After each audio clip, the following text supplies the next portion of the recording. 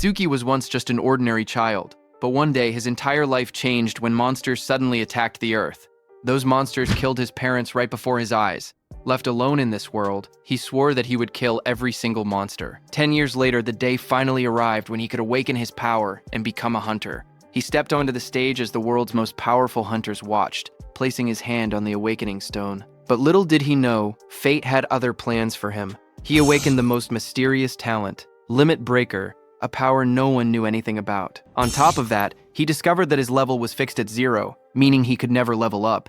Now, the question is, how will our protagonist take revenge on the monsters who killed his parents? This story begins with the memory of that day.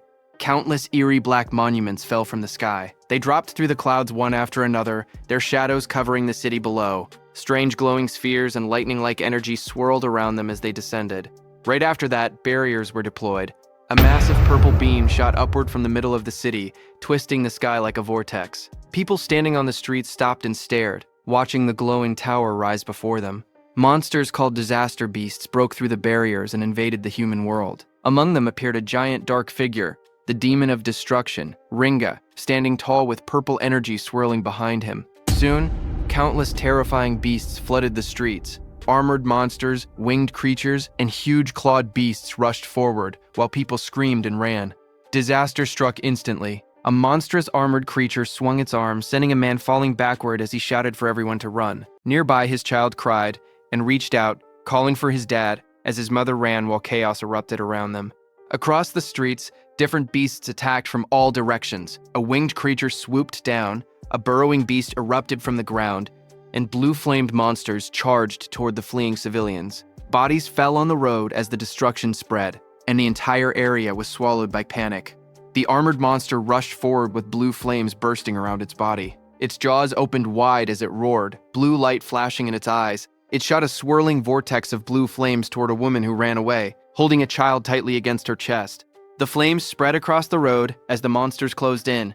That woman was caught by the blue flames and threw her child ahead. The small boy reached out weakly while lying on the ground.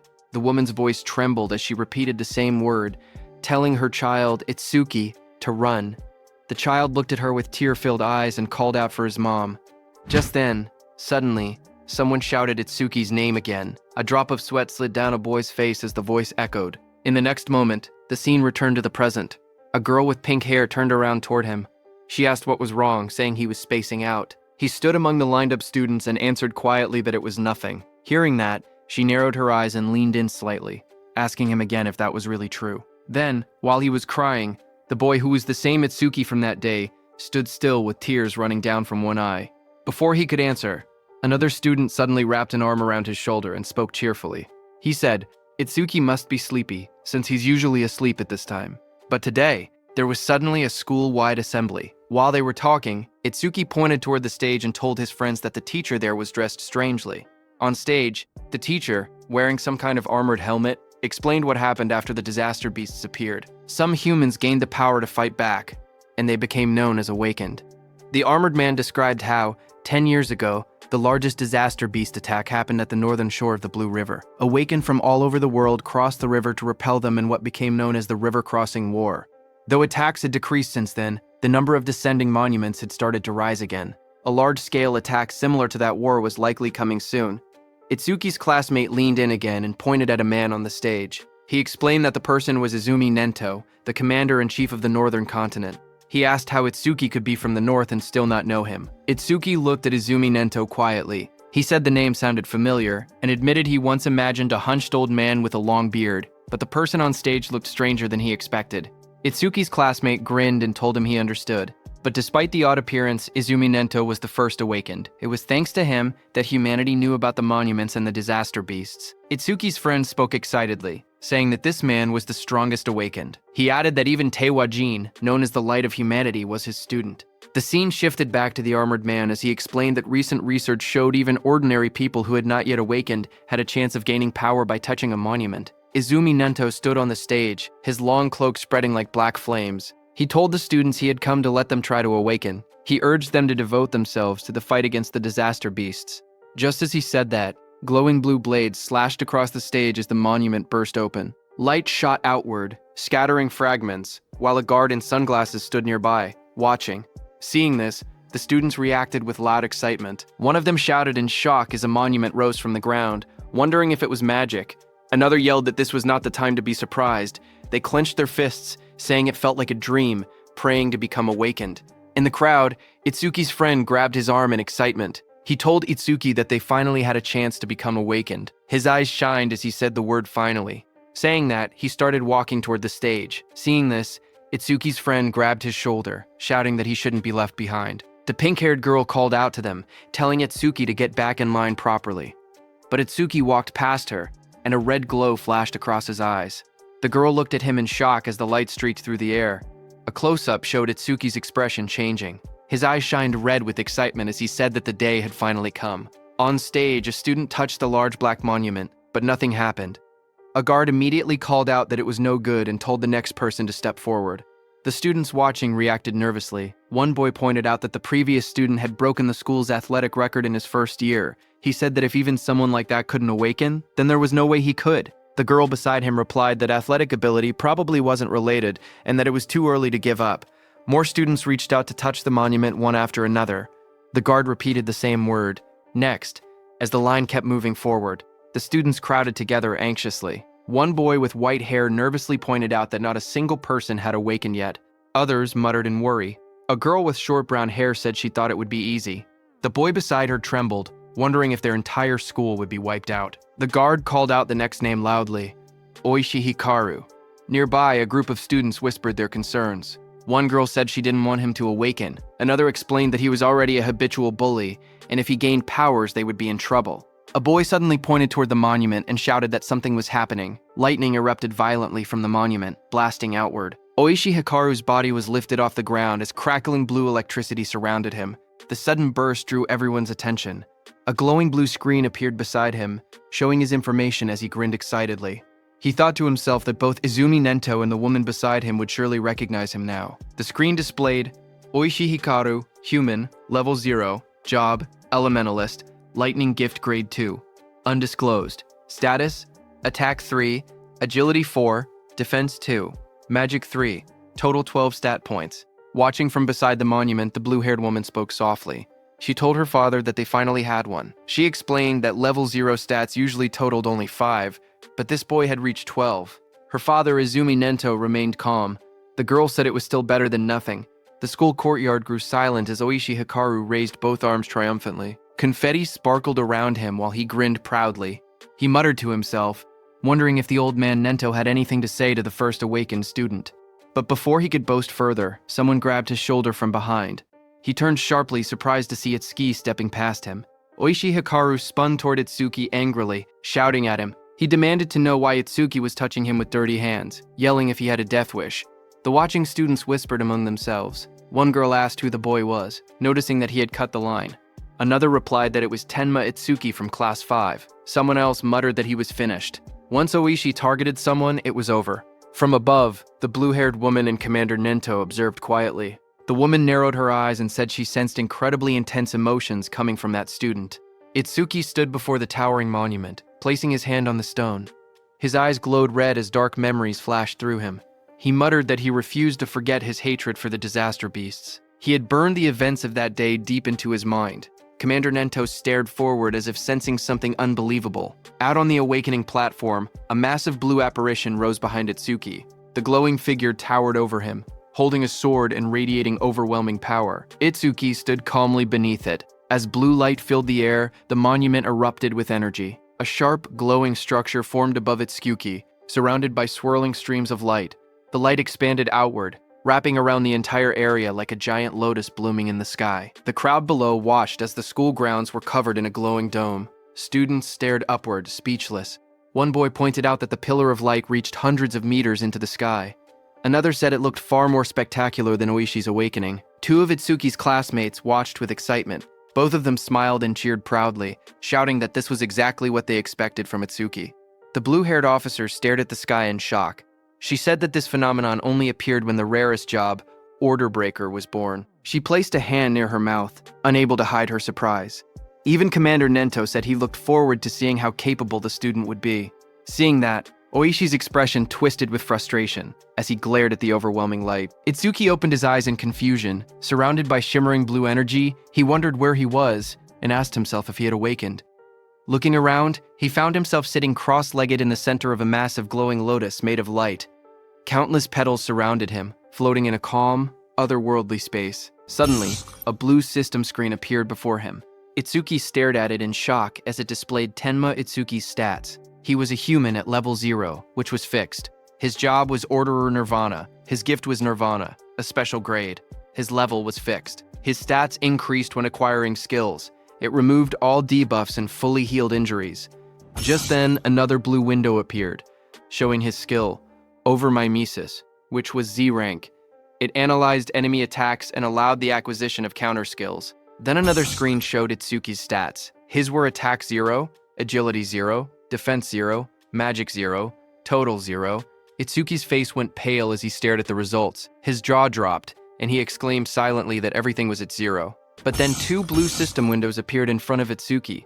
The first announced that the Z-rank skill Overmimesis had been acquired. The second stated that the special grade gift Nirvana had activated, increasing all of his stats by 200. Another screen displayed the changes. Attack went from 0 to 200, Agility went from 0 to 200, Defense went from 0 to 200. Seeing this, Itsuki's expression brightened. He looked at the glowing screen with excitement and said he understood. He realized that whenever he gained new skills through Overmimesis, Nirvana would raise his stats. Even if he couldn't level up like others, he could still grow stronger in his own way. He clenched his fist and smiled confidently. He admitted he didn't know what level this power compared to, but he had no doubt he had become an awakened. With determination in his eyes, he declared that he would annihilate the disaster beasts. A massive burst of blue light exploded from the monument. Students around him shielded their faces and shouted that the light was too bright. Some grabbed their eyes in pain. Through the blinding radiance, Itsuki's silhouette stood tall within the monument's glow. Lightning and energy swirled around him in a powerful display.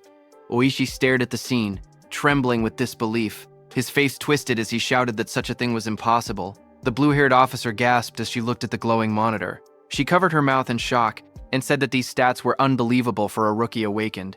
Even Commander Nento admitted that it was hard to believe, but stated that Itsuki was undoubtedly among the strongest of all new awakened in history. Outside, Itsuki stepped out of the light, petals of blue energy swirling around him, watching his silhouette shine with power. Just one word left Commander Nento's mouth: the strongest.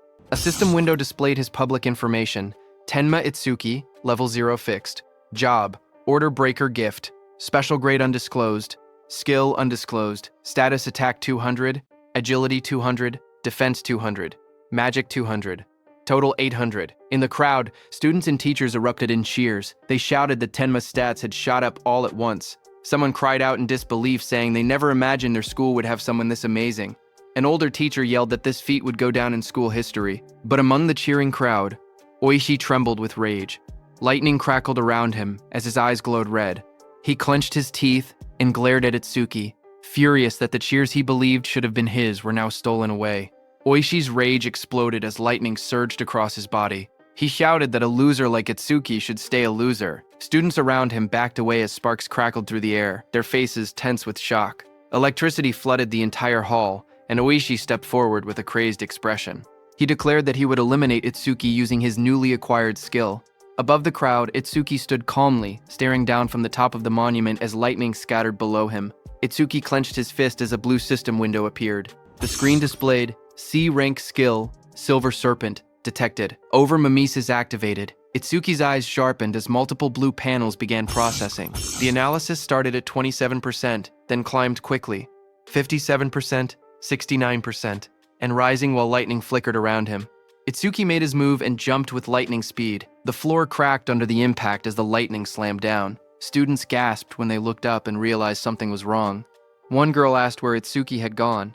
Another student said they saw a flash of electricity, and then Itsuki suddenly vanished. Oishi looked around in confusion, wondering where Itsuki was. A glowing blue window reached 88%, as Itsuki appeared behind Oishi like a shadow wrapped in lightning. His eyes shone with a blinding horizontal beam.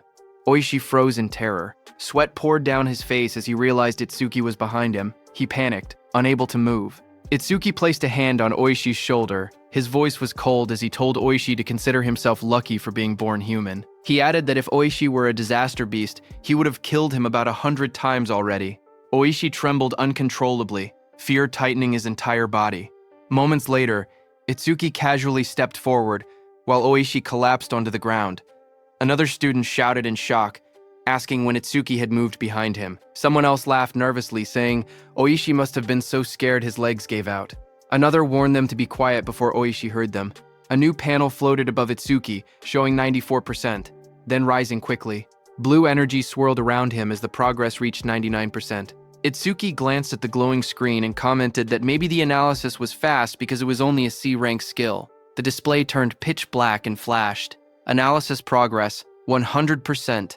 Lightning exploded around him as a new message appeared, saying C-rank skill Thunderbreaker required. Itsuki stood in the center of the crackling blue electricity, his body glowing as the newly gained power wrapped around him like living lightning. The students watched nervously as the light began to glow again. One of the boys stared in shock, saying it was happening once more. Another student, wearing sunglasses, adjusted them with a grin, saying it was a good thing he had brought them. Inside the glowing space, Itsuki appeared sitting calmly with a thoughtful expression. He realized that every time an analysis finished, he was forcibly brought into this strange place. In front of him, the system windows appeared, stating that the analysis of Silver Serpent was complete and the skill Thunderbreaker had been acquired.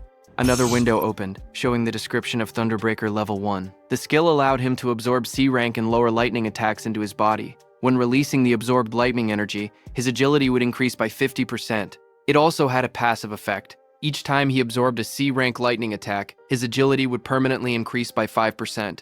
Another message added that all his stats had increased by 10. All debuffs were removed, and his injuries were fully healed. Outside, the students shielded their eyes as a massive burst of blue light exploded from Itsuki's body. The lightning wrapped around him in swirling arcs as he stood in the center of the arena steps. The electric pressure pushed outward, and the crowd instinctively stepped back or covered their faces. Someone shouted that Itsuki was now cloaked in lightning from head to toe.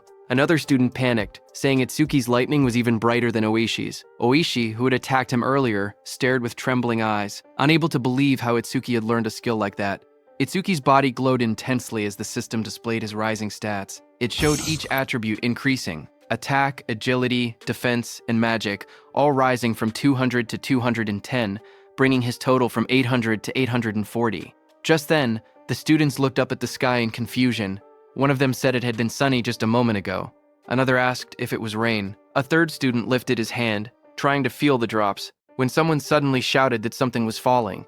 A dark, coffin-shaped object wrapped in lightning descended from the stormy clouds. The rain poured harder as it crashed down toward the school grounds. The woman with blue hair and glasses saw it and shouted in shock, calling it a monument. She questioned why it had appeared here of all places.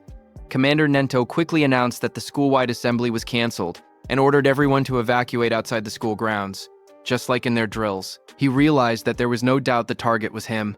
The woman turned to Commander Nento and told him that they should escape too, since combat wasn't their specialty. But Commander Nento beside her shook his head. He warned that if they ran, everyone else would panic. He pointed ahead, telling her to look, because the boy standing there was calmer than both of them. Ahead of them, lightning exploded around the descending object. Students ran in all directions, fleeing in fear.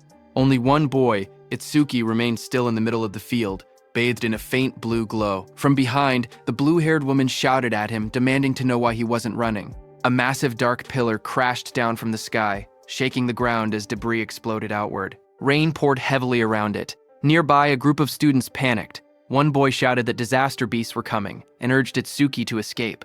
But Itsuki, with glowing red eyes, stood still. His voice was cold as he declared that he would exterminate every single one of them. His friends stared at him in shock. One of them yelled that he would die if he didn't run. Another insisted that since he had only just awakened, he couldn't possibly fight disaster beasts. They told him to leave everything to the other awakened, but Itsuki shook his head. He calmly told them to trust him. The pink-haired girl hesitated, worry written all over her face. Finally, she shouted that if he died, he shouldn't blame them. She grabbed the other guy's clothes and dragged him with her. The glasses-wearing boy asked her if it was really okay to let him go, reminding her that the enemy was a disaster beast, a walking weapon of mass murder. As the two ran off, Itsuki looked ahead with a crazed smile. His eye glowed bright red through the rain. He muttered that his first enemy after becoming an awakened was the one who killed his parents, and that it was lucky. Lightning curled around him as he stepped forward. A glowing panel appeared beside him, displaying the status of the creature before him. It was Skeleton Soldier 10369, Level 8, Gift Grade 2, Defense increases by 100%. If the enemy's attack exceeds its own defense, the gift becomes invalid. Skill, Bonefire, B rank. Its stats were Attack 15, Agility 10, Defense 120 plus 120, Magic 30, total 295. The skeleton soldier stood covered in blue flames as Itsuki faced it head-on. A surge of lightning wrapped around Itsuki's arms as he tightened his stance. His red eyes glowed sharply while he wondered whether he should test the skill he had just acquired. In the next moment, he charged forward, electricity exploding around his body. Blue lightning trailed behind him as he rushed toward the flaming skeleton beast on the field. The two forces collided, sparks scattering through the rain. The skeletal beast swung its arms to punch, but Itsuki dodged. Then Itsuki swung his electrified fist with full force, shouting that he would not let anyone else die. His punch struck the creature's chest, and a violent burst of energy erupted. The impact sent the disaster beast flying across the field, smashing through the school building. The ground trembled as debris scattered in all directions. Students watching from afar stared in shock. One student said Itsuki's strength was too overwhelming, and that maybe they didn't need to run anymore. A female student was stunned, seeing how the impact had blasted the monster away in a single hit. The blue-haired inspector stared at the ruined wall, stunned that a rookie who had just become awakened could send a level 8 disaster beast flying with only one blow. Heavy rain poured down as Commander Nento watched from a distance, thinking to himself that Itsuki's speed and power were on a completely different level from other level zeros. But even then, he believed that defeating a skeleton soldier was impossible. He explained that skeleton soldiers had two troublesome abilities. The first was a gift that increased their defense. The second was a terrifying skill called Bonefire, a flame that burned anything it touched into ash. Blue flames erupted violently across the field, spreading like a wave toward Itsuki. The students gasped as the fire surged forward. Itsuki's friends cried out in fear, shouting Itsuki's name. Oishi stepped forward with a crazed smile, yelling that the fool who didn't know his place would just burn to ash. Meanwhile, glowing screens appeared in front of Itsuki. A system message informed him that the enemy was using Bonefire. The analysis began, first at 1%, then rapidly accelerating. As the blue flames engulfed him, more screens appeared. 25%. Itsuki stood firmly inside the blazing Bonefire, surrounded by data streams. He calmly observed that the analysis speed increased whenever the enemy's skill struck him. The blue-haired instructor watched with widening eyes. She said that even a level 10 awakened wouldn't stand a chance if they took a direct hit. Blue flames continued to swallow the arena as Itsuki stood in the center. Half of his body burned away, glowing like a skeleton. The blue-haired instructor's voice echoed through the flames, saying it would be tragic for a genius who had just appeared to be killed by a disaster beast before he could grow. System windows floated around Itsuki, showing 77% and 81%. Itsuki looked at his burning body and muttered that this was what it felt like when the body burned. He added softly that it must have hurt. A memory flickered through the flames. He saw his mother's face, half burned away. He realized that it hurt so much, but even in her last minutes, she smiled so as not to scare Itsuki. Commander Nento peered out with a sharp gaze, wondering if Itsuki hadn't used his full power yet. The blue fire swirled violently as the progress bar climbed. Itsuki's skeletal hand tightened, and he said that once the analysis was complete, the enemy was finished. The system window flashed. Analysis progress, 100%. Outside the flames, the students whispered nervously. One asked if it had been too soon to hope for a rookie who had just become awakened. Another admitted he had been stupid to expect anything. But suddenly, someone pointed forward in shock. He shouted that the blue lotus flower had appeared again. He said Itsuki might show them another miracle. Blue light swirled around Itsuki as he stood inside the burning aura, wondering what kind of skill he would gain this time. The flames around him continued to fade, revealing his burned and cracked body beneath the blue energy. Then a system window appeared, showing that the analysis of Bonefire was complete. It stated that a new skill, Black Wall, had been acquired. More windows followed, explaining the skill. The active effect would create ice on the body by consuming magic power, and could block B rank or lower fire skills. The passive effect increased defense when blocking those skills. Another notification appeared, saying that Black Wall Level 2 had been acquired and that all of his stats had increased by 20. It stated that all debuffs were removed and his injuries were fully healed. A new window showed his updated status. Attack, agility, defense, and magic had all risen from 210 to 230, bringing his total to 820. Itsuki looked at the glowing screen calmly. He remembered how even his strongest attack earlier couldn't break the skeleton soldier's defense. Now, with this new increase, he believed he should be able to do it. Suddenly, blue lotus petals unfolded around him, blooming like a massive light flower.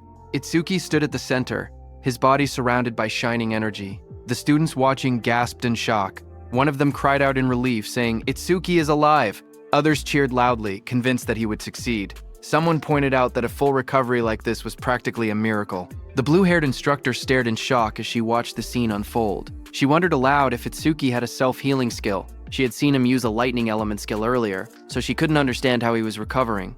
Commander Nento was also shocked. He remembered that order breakers were considered the most mysterious job, but even among them, Itsuki seemed uniquely strange. Meanwhile, Itsuki stood in the center of the glowing lotus petals. His body had recovered completely. Not a single injury left. Blue fragments drifted around him as he looked down at his restored form. Itsuki whispered in disbelief, saying it was a perfect recovery. He wondered whether he would heal even if his limbs were cut off, or if his brain was destroyed. He admitted he was curious about the limits of his self-healing. Suddenly, the skeleton soldier roared, its armor burning with blue bonefire. The flames surged violently as the monster charged forward. Itsuki turned calmly, raising his arm as black spikes spread across his skin. The blue flames rushed toward him. His entire body became engulfed in the fire, but he stood unmoving within it. Moments later, his silhouette appeared again through the blaze. Thick layers of black spikes covered him completely, and his red eyes glowed coldly behind the cracked ice armor. Itsuki cracked through the air as he shot upward. The explosion of blue flames shook the area when he crashed down. Itsuki's armored body glowed with electricity as he readied another strike. The skeletal beast struck, but Itsuki moved again, instantly appearing behind the beast faster than anyone could follow. Itsuki then raised his arm, and it turned into a massive black spike sword, lightning running through it. Itsuki moved with lightning speed and, with a single slash, cut the skeletal beast in two with that sword. The students watching from afar were stunned. One of them said that Itsuki moved behind the disaster beast in an instant, as if he had teleported. Another said that only awakened people could track movements like that. Oishi was also stunned, saying she couldn't see Itsuki's movements at all. She compared it to what she had seen before. The blue-haired instructor questioned if someone like Itsuki could really be a rookie. On the other hand, as the dust settled, Itsuki stood alone as the black spikes on his body disappeared. He kicked and destroyed the skeleton beast's head. He was stunned to realize that it not only generated solid armor to protect his body, but could also shape that armor into any kind of weapon he wanted. A divine skill that combined both offense and defense. Suddenly, someone shouted his name. Itsuki turned his head in surprise as his friend rushed toward him and wrapped him tightly in a relieved hug, saying he was glad Itsuki had won because he had been worried the entire time. Itsuki stayed still for a moment before asking about Saya. His friend pulled back and admitted that Saya had been watching earlier with a face that looked like she might cry, but now she was nowhere to be seen. Itsuki looked toward the crowd, wondering why she didn't come. He scanned the students in the distance, confusion growing. He quietly wondered if she might be angry. Not far away, the blue-haired instructor watched the aftermath of the fight. She spoke seriously, noting that for a boy to defeat a skeleton soldier, something even a level 10 awakened would struggle against, was unbelievable. Commander Nento called the blue-haired instructor Choa and told her to stay and assist with the cleanup. He also told her to deliver his message to the principal, that he would be taking Itsuki with him. On the other hand, Itsuki's friend patted Itsuki's hand, saying there was no way Saya would be angry after he won. He guessed that Saya was probably scared of falling behind Itsuki, so she might have gone to touch the monument instead. Itsuki lowered his gaze slightly and murmured that he hoped that was the case. Just then, a voice called out to him, asking if he was Tenma Itsuki. Itsuki turned and noticed someone approaching. Commander Nento, wearing a long cape, stood before him. Itsuki looked up at him in silence. People watching from a distance began whispering among themselves. They saw that Izumi Nento, a famous figure, was talking directly to Itsuki. Some wondered if he intended to take Itsuki as a student. Others doubted it, saying the only person Commander Nento had ever accepted as a student was Teiwajin, humanity's strongest. They insisted that no matter how strong Itsuki seemed, something like that wouldn't happen. Itsuki's friend stepped away nervously and said he would go look for Saya. Commander Nento then looked down at Itsuki and spoke calmly. He told Itsuki that he was quite special.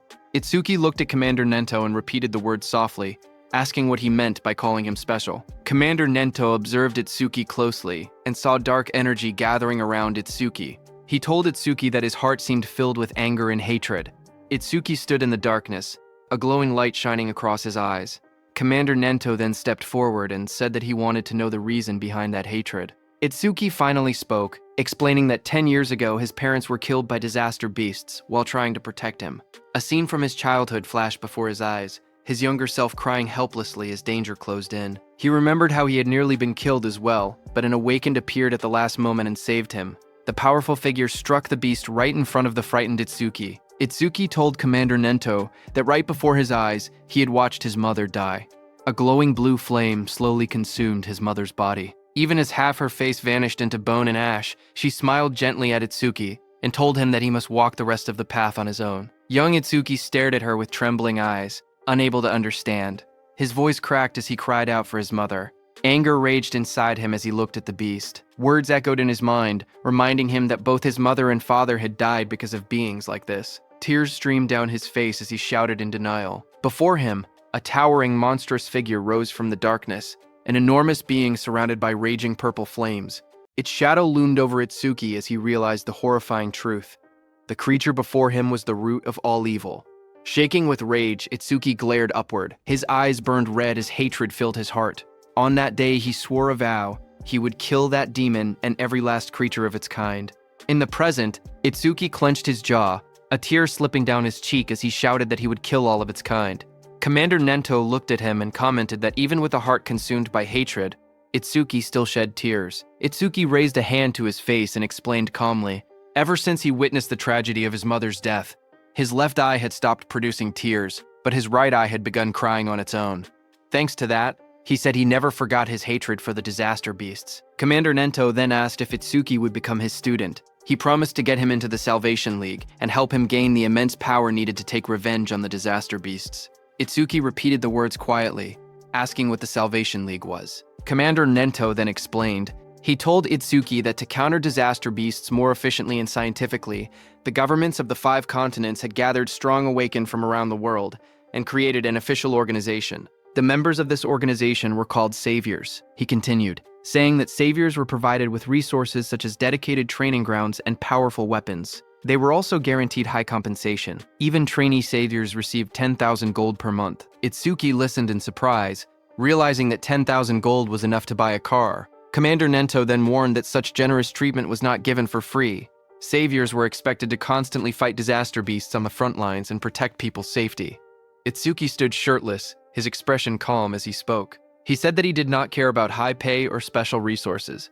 What mattered most to him was something else. Determination filled his eyes. His gaze sharpened as he clenched his fist. He declared that what mattered most was fighting disaster beasts on the front lines. With unwavering resolve, he announced that he wanted to become a savior as well. Commander Nento then explained the process. He said that the Salvation League held an exam every February known as the National Salvation League Tournament, with more than 10,000 participants. Each contestant earned points based on performance, but only those who ranked within the top 100 were allowed to become saviors. Hearing this, Itsuki asked what the highest record in history was. Commander Nento told Itsuki that it would not be very useful as a reference. He explained calmly that the record was 115,000 points, set by Taewajin 11 years ago. He added that passing required only 30% of that score, while securing first place required at least 50%. Itsuki silently recalled the name Taewajin, the strongest awakened, known as the light of humanity, the one Rikaru had mentioned.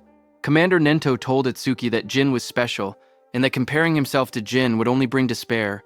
But even so, Itsuki should still have confidence because he believed Itsuki could one day stand shoulder to shoulder with Jin. Itsuki stood shirtless on the training ground, his expression steady. With unwavering determination, he declared that he would surpass Taewajin. Hearing those words, Commander Nento's eyes widened inside the helmet. Reacting with surprise, he remembered something from the past, a time when he had stood with Taewajin and told him that he had become incredibly popular.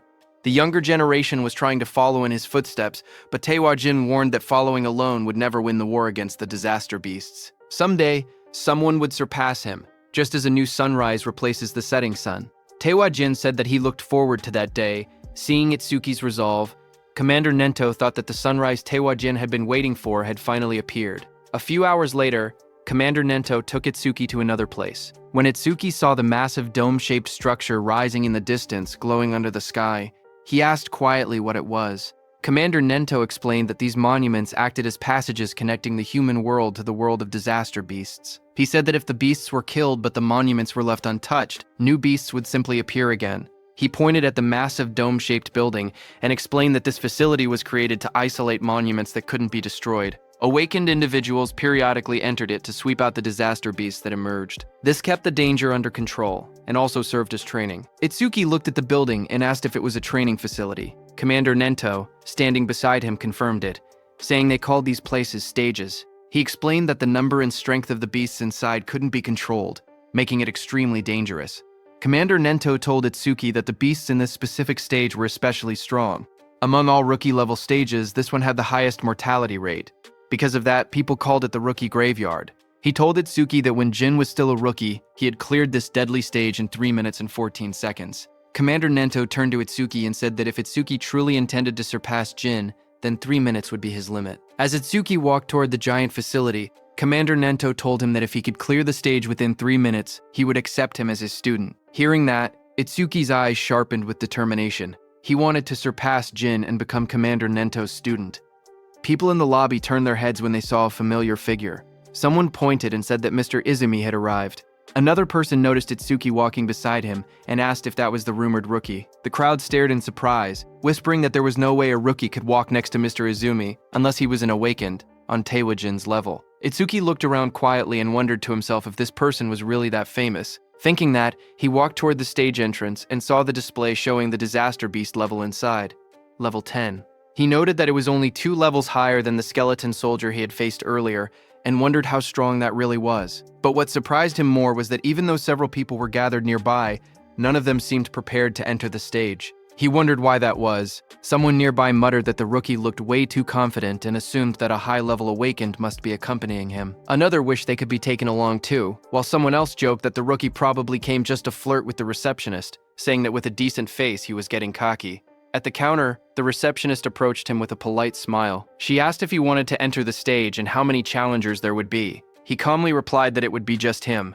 Hearing that, the area fell silent as the receptionist stared at him across the counter. Suddenly, she leaned forward and yelled angrily. She told him not to make unfunny jokes and asked if he was messing around. She warned him that if he was just there to hit on her, it was pointless. She explained that even if the place was an artificial stage, it was still dangerous. People could get hurt or even die. Itsuki stared at her in confusion, wondering what she was even talking about.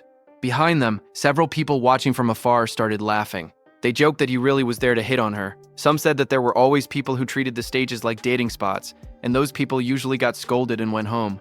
Itsuki looked at the receptionist calmly and explained the misunderstanding. He told her he had absolutely no interest in her. He said he only came to challenge the stage, nothing more. But the receptionist sighed and rubbed her forehead. She told him he didn't have to act tough just because he was embarrassed. She even said she would give him her contact information, so he should just go home. But Itsuki's expression darkened. A shadow fell over his face. He didn't care about her contact information at all. He only wanted her to let him enter the stage. Hearing that, the receptionist reluctantly agreed and told him not to blame her if he died. She held out a metal bracelet with a nervous expression, clearly shaken. Seeing that, Itsuki muttered that she should have just given permission from the beginning instead of making him repeat himself. The people watching from behind whispered among themselves. One man called Itsuki an idiot, saying he could have gotten her contact information but chose to act tough instead. Another pointed out that a level 0 rookie challenging a level 10 stage was basically suicide. They guessed he would run out in less than a minute. Someone else noticed how confident he looked and wondered if he might succeed since he also had a special grade gift. But another person reminded everyone that for awakened people, gifts were just bonuses. The most important thing was level. No matter how special the gift was, it meant nothing if the level was low.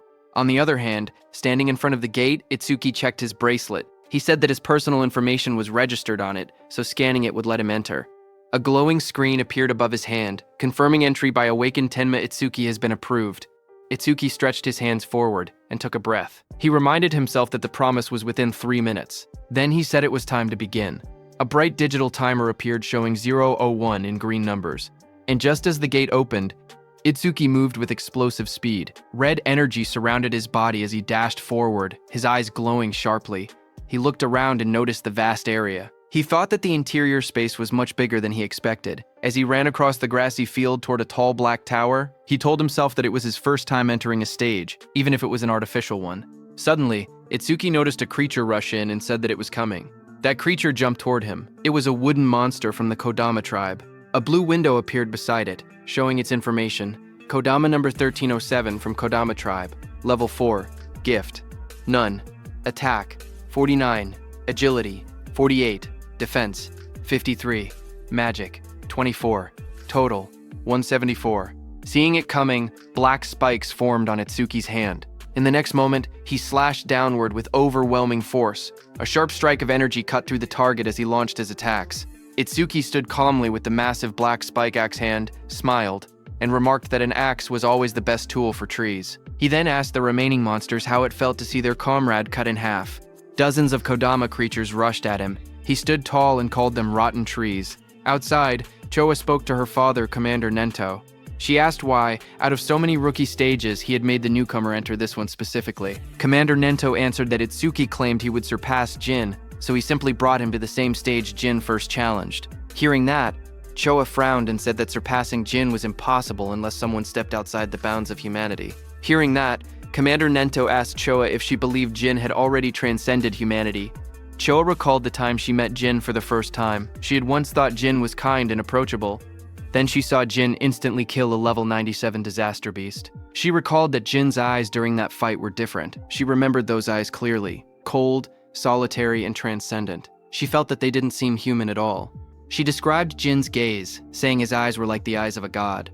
Hearing that, Commander Nento told Choa that Itsuki also had potential comparable to Jin, but at the moment, he was nothing more than an unpolished gemstone. He added that if Jin could be compared to a godlike existence who saved people, then Itsuki was the opposite, a demon consumed by hatred. Meanwhile, on the battlefield, Itsuki stood among the fallen wooden beasts. He stated that Over My Masis wouldn't even activate against disaster beasts of this level. Just then, a dark silhouette appeared behind him, its eyes glowing red. His own eye glowed the same way as the shadow towered over him.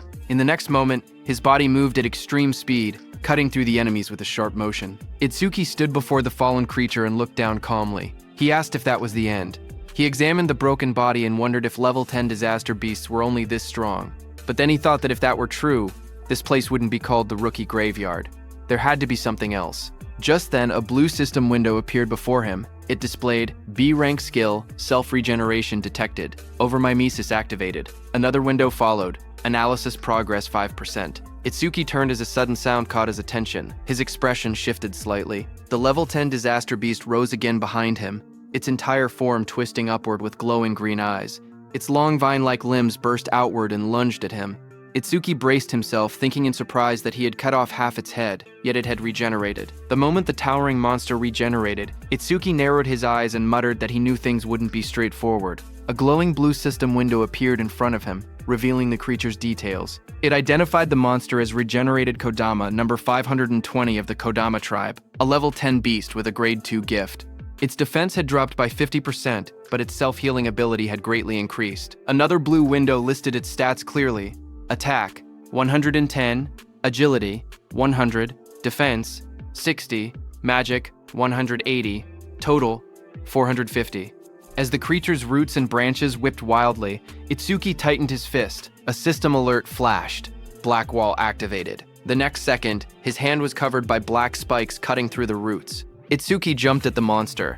While dodging the monster's attacks, he quickly analyzed the situation. He realized the beast couldn't regenerate if he damaged it fast enough. He told himself that he had to deal massive damage in a short amount of time. The analysis window appeared beside him. Itsuki smashed forward with his armored arm, splitting through the Kodama's defenses as sparks and debris burst around them. His eyes glowed red as he moved like a shadow slicing through the forest of wooden limbs. Each step sent shockwaves across the ground, and each strike pushed the progress window higher. Itsuki surged forward again, his blade-like arm shining with a cold blue light. Then he shot upward before crashing down like a falling spear, splitting the monster's giant body in half. Light from his attack cut straight through the Kodama, illuminating the entire battlefield. The towering creature's body split down the middle, a glowing crack running from its head to its torso. Its golden eyes shone through the gaps as its massive frame began to fracture. Itsuki watched with sharp red eyes, a grin forming on his face. He said he wasn't done yet. He said he would mince the creature completely so it wouldn't regenerate. In the next moment, he raised both arms. A blinding vertical slash of light tore downward, cutting the giant monster clean in half. Cuts spread across the creature's body, and the wooden shell shattered into countless pieces. The fragments scattered through the air, glowing faintly before breaking apart completely. As the dust settled, Itsuki lowered his arm and exhaled. He said, "This should be enough." He added that using Black Wall for so long was draining his magic.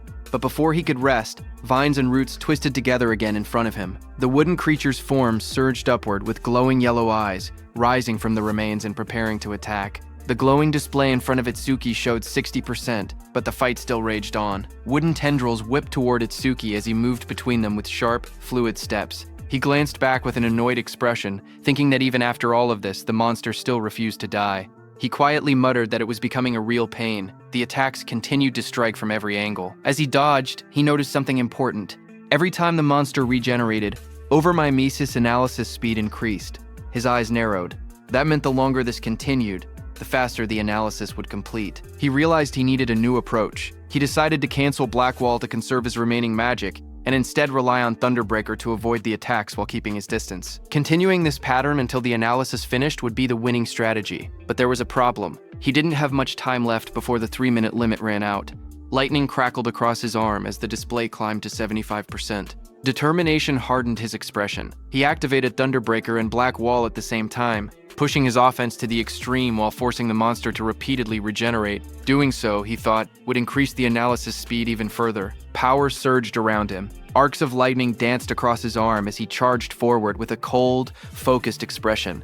The creature's wooden body split down the middle, its golden eyes glowing through the cracks. Electric sparks flashed violently as he fought. If overmimesis failed when his magic hit 0, he knew he would die right there. The percentage rose to 80%, then 85%, as he forced his body forward through the storm of wooden strikes.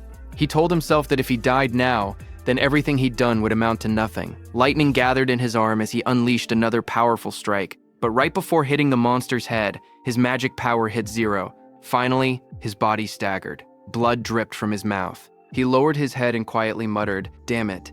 Itsuki stood pierced by sharp wooden spikes, his body battered and barely holding on. He lowered his head as white steam drifted off his wounds. He quietly admitted that his magic seemed to have finally run out. Then a glowing window appeared beside him, showing 99%. Seeing that, Itsuki's expression sharpened. Blood streamed down his chin as his eyes glowed coldly. He declared that just as he thought, overmimesis did not need magic to activate. With a strange smile, he announced that this match was his win. The window in front of him then showed analysis progress 100%. A bright lotus-shaped energy began expanding around him, glowing blue and cracking the wooden spikes. A system window appeared, saying, "Self-regeneration analysis complete. Lotus burst acquired." The lotus continued to bloom outward, pushing everything away as more spikes shattered. Another window displayed the details. Lotus burst level 2, active effect. Consumes magic to deal explosive damage to enemies within a 5-meter diameter. Power scales with magic consumption. Passive effect. Each time Lotus Burst defeats a living creature of level 1 or higher, all skill ranges increase by +1%. The Lotus opened fully. A pink glow surrounded Itsuki as his wounds rapidly healed. Another window appeared. Lotus Burst level 2 acquired. All stats +20. Remove all debuffs and fully heal injuries. The monster watching him narrowed its glowing yellow eyes. A final window appeared. Lotus Burst activated. Itsuki brought his hands together and clapped. A burst of force erupted instantly, followed by a roaring explosion of flames that engulfed everything in front of him. A blazing wave swept outward, and the monster's shadow shot through the smoke and sparks. When the flames settled, he stood there with blood running down his cheek, his hand still extended from the technique he had just used. With a calm breath, he looked ahead and said that Lotus Burst wasn't bad. Smoke rose around the scorched crater at Itsuki's feet.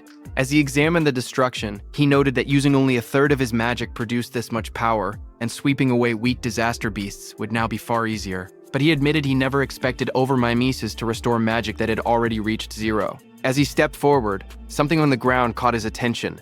He stopped, staring at a glowing green crystal beside him, and quietly asked what it was. Meanwhile, outside, the receptionist stared anxiously at the bright red screen. She said that almost 3 minutes had passed since the rookie Itsuki went inside, yet there was still no sign of him coming out. She pointed at the display where the status window showed, "Challenge in progress. Stage level 10. Challenger, Tenma Itsuki. Time used, 2 minutes 09 seconds. Seeing this, she nervously added that they should call the rescue team quickly. Choa adjusted her glasses and spoke calmly. She said she didn't think Itsuki would lose to level 10 disaster beasts, but clearing the stage within 3 minutes seemed impossible. Her sentence trailed off as silence fell between them, but suddenly a new message appeared on the large screen, saying, "New record achieved." Seeing that, everyone in the hall froze. Shocked whispers spread through the crowd. One woman stepped forward, staring at the green screen in disbelief, whispering, "No way." Choa widened her eyes. She asked aloud how Itsuki managed to clear it, unable to believe what she was seeing. And the most shocking thing was that even 3 minutes hadn't passed. A final notification flashed brightly on the monitor. Challenge success. Stage level 10. Challenger Tenma Itsuki. Time used, 2 minutes 14 seconds. Stage clear record updated. The room fell silent as everyone stared at the unbelievable result. The leaderboard screen displayed the results. It showed first place belonging to Tenma Itsuki with a clear time of 2 minutes 14 seconds. Second place belonged to Taewajin, who cleared it in 3 minutes 14 seconds. Third place was Heaton Sho with a time of 7 minutes 17 seconds. Just then, Itsuki came out of the gate, his clothes torn and stained with green liquid. Around him, people reacted in shock. One person exclaimed that Itsuki had really survived, asking whether the green liquid on him was disaster beast blood. Another shouted that Itsuki was a full minute faster than Taewajin. Someone else pointed out that the beasts inside were level 10 disaster beasts and couldn't understand how a level 0 rookie managed it. Another voice added that there was no way a level 0 rookie should have survived. As Itsuki stepped forward, someone began to speak, saying, "Mr. Izumi is coming." Izumi Nento turned toward Itsuki, who asked him if he could now officially receive Commander Nento's guidance. Itsuki looked at him with a faint smile and addressed him as teacher. Commander Nento responded with pride, saying that Itsuki had done well, just as he expected from his student. Standing nearby, Choa watched quietly. She wondered if her father was happy, saying she hadn't seen this expression from him in a long time. In the crowd, people continued whispering. One person shouted in disbelief that Itsuki was actually Izumi Nento's student. Another said it was no wonder he could break Taewajin's record. But someone else added that even if he truly was Izumi's student, as long as his level didn't increase, there would be no room for growth. Just then, the receptionist came forward nervously with a decorated box in her hands. She explained that it was a gift for breaking the record and asked Itsuki to accept it. Her expression softened as she apologized for the rude things she had said earlier. Itsuki looked surprised as he received the box, asking if he truly got something for his achievement. He said that it was fine because a level 0 rookie challenging a stage like that really did seem reckless. He added that he was a complete stranger to them and it wouldn't have mattered to anyone if he had died. But since she tried to stop him, it proved she was worried. Hearing that, the receptionist blushed deeply. She stuttered as she insisted it wasn't like that. Itsuki simply thanked her, which only made her blush even harder. Not far away, Choa called out, telling Itsuki that she was leaving and not to lag behind. She tightened her glasses, annoyed, and warned him not to get cocky just because he had become her father's student. Itsuki straightened up and replied quickly, agreeing. Then Commander Nento beside Choa studied Itsuki and commented that a stage of this level now seemed too easy for him. He suggested raising the difficulty. He continued, saying that Itsuki should be able to challenge advanced stages now. Itsuki looked at him, surprised, and repeated the words, "advanced stages."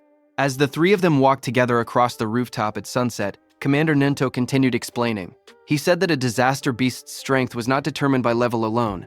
The most important factor, he stated, was something else entirely. He explained that the true deciding factor was species. Choa explained that species without intelligence, which moved only by instinct, were usually easy to deal with. But some species possessed intelligence equal to or greater than humans. She explained that such species were far more troublesome than ordinary disaster beasts. Choa continued, saying that awakened beings and disaster beasts were essentially the same type of creature, but with one difference. Only humans were said to possess jobs. Because of that, stats differed depending on species. She went on to explain that advanced stages contain these powerful species or intelligent disaster beasts. Their difficulty was several times higher than normal stages. Most of the northern continent's advanced stages were located in North District 4, and she told Itsuki that this would be his next destination. She asked whether Itsuki had any other questions. Hearing her explanation, Itsuki suddenly remembered the two beasts he had defeated earlier. He thought about them in silence. They hadn't shown any signs of intelligence, and they hadn't screamed even when attacked. He wondered if that meant they didn't even have pain receptors. Itsuki's eyes glowed with sharp intensity as he looked up. He asked Choa whether intelligent disaster beasts had pain receptors or not. Hearing that, Choa suddenly felt a chilling pressure behind her. As she turned, her expression stiffened. She wondered what this terrifying aura was and what Itsuki was thinking. Behind them, a group of people gathered and whispered among themselves. One of them asked if anyone had heard that Mr. Izumi planned to make Itsuki challenge an advanced stage. Another replied that Itsuki, who broke Taewajin's record, should be fine. But one man explained that advanced stages were completely different from normal ones. More importantly, almost all the stages in North District 4 were under a single man's control. He said that every awakened person who had entered an advanced stage there had gone missing, and rumors claimed that the man had killed them. Someone immediately asked if he meant Kinoshita Reiji. Another man began to speak disrespectfully, asking who Kinoshita Reiji even was, and suggesting he acted like a king. His friend quickly covered his mouth, hushing him in panic. He warned him that he would be killed too if that man heard him. After all, he said, that man was the son of the North District 4 governor, Kinoshita Reiji. The scene shifted to a luxurious room. A young man lounged confidently while servants stood around him. He was the infamous Kinoshita Reiji. A subordinate asked him when he would be departing. Kinoshita Reiji smirked as he answered. He said that all the stages in North District 4 were under his control, so he would go whenever he wanted. To him, waiting in line was something only commoners did. He lifted his glass with a satisfied smile. After they left that spot, Itsuki opened the small, ornate box. Inside, a shining stone rested on a red cushion. The three of them sat together beneath the shade of the trees, as Itsuki gazed at the stone and murmured that it was from that time. Hearing this, Commander Nento, who was beside him, asked if he had seen a karma stone before. Itsuki nodded and calmly explained that after defeating the disaster beasts inside the stage, something identical to this had dropped. Then he paused and added that there was a slight difference. He took out a green crystal, stared at the one in his hand, and said the color was green, but something about it wasn't the same. Upon hearing that, Choa's eyes widened in shock. She exclaimed that it was an intermediate karma stone appearing inside a beginner stage. She stepped closer, adjusting her glasses to get a better look. Itsuki asked what exactly a karma stone was. Choa turned to him and began explaining. She reminded him that he had been a rookie. She said karma stones were also called experience stones. She explained that when a disaster beast or an awakened being died, karma, an invisible energy similar to experience points, emanated from its corpse. Absorbing this energy increased a person's level. In other words, a karma stone was an object that contained karma. A figure glowing with energy appeared in her explanation, demonstrating how someone could use a karma stone to absorb the karma inside. She continued, saying that karma stones did not occur naturally, which made the situation strange. Choa wondered aloud why such a stone had appeared in that stage. Beside her, Commander Nento quietly said it was probably because of Itsuki's gift.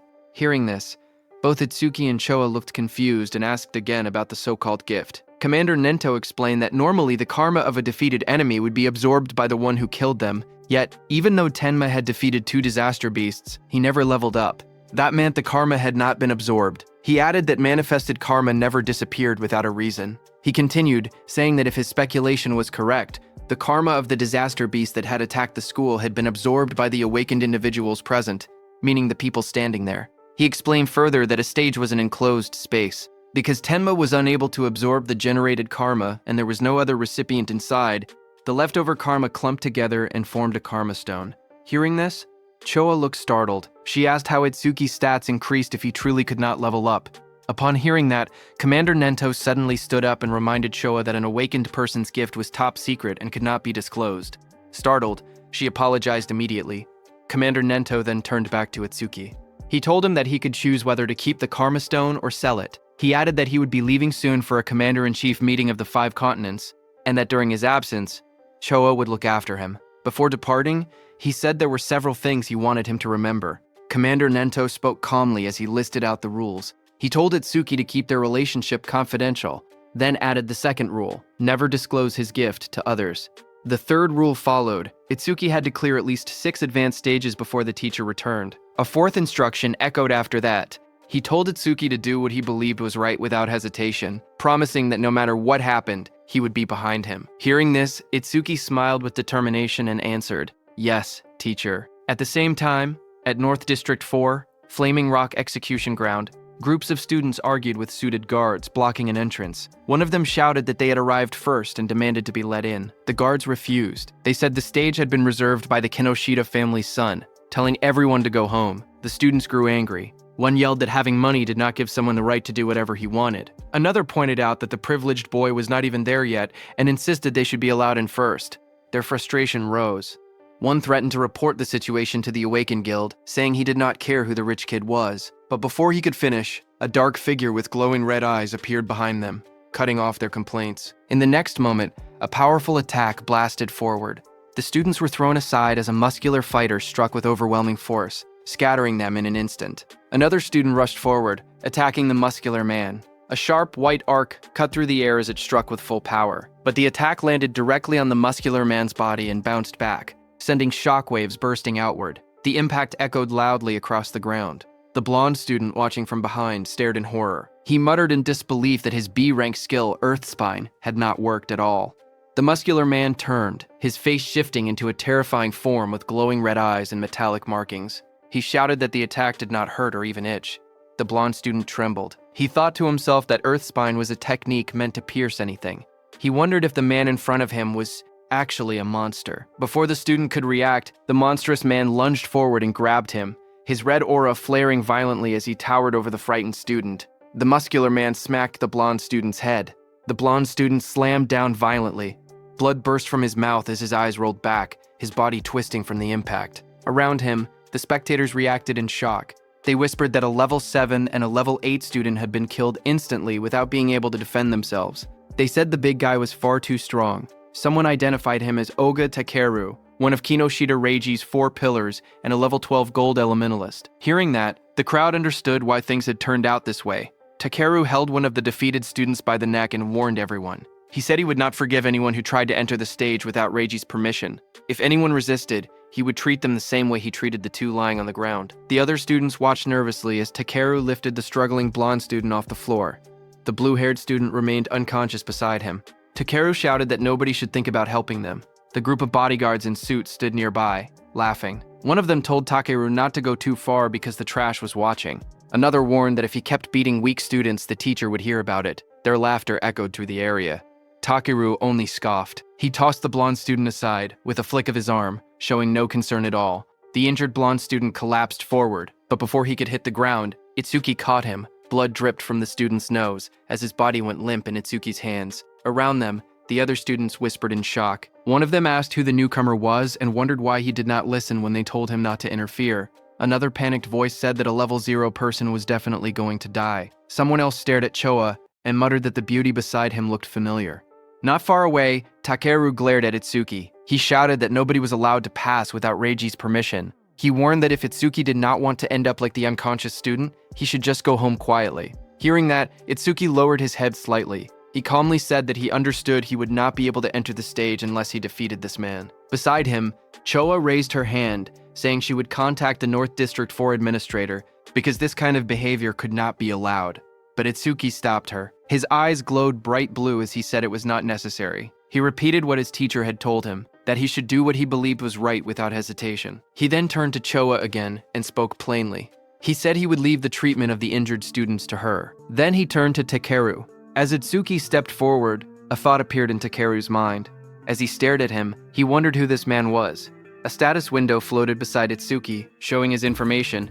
Tenma Itsuki, human, level 0, fixed job, order breaker, gift, special grade, skill, undisclosed. Status undisclosed. Seeing this, even though Itsuki was level 0, he stood firmly without any fear. Takeru wondered if Itsuki had a rare job that allowed him to stay calm like this. Takeru suddenly felt something strange. Even with his higher level, he felt pressured. He told himself that rare job or not, he was 12 levels ahead. The stat difference should not be something Itsuki could bridge. Another window appeared beside Takeru, showing his status. Oga Takeru, human, level 12, job, elementalist, gift, grade 2.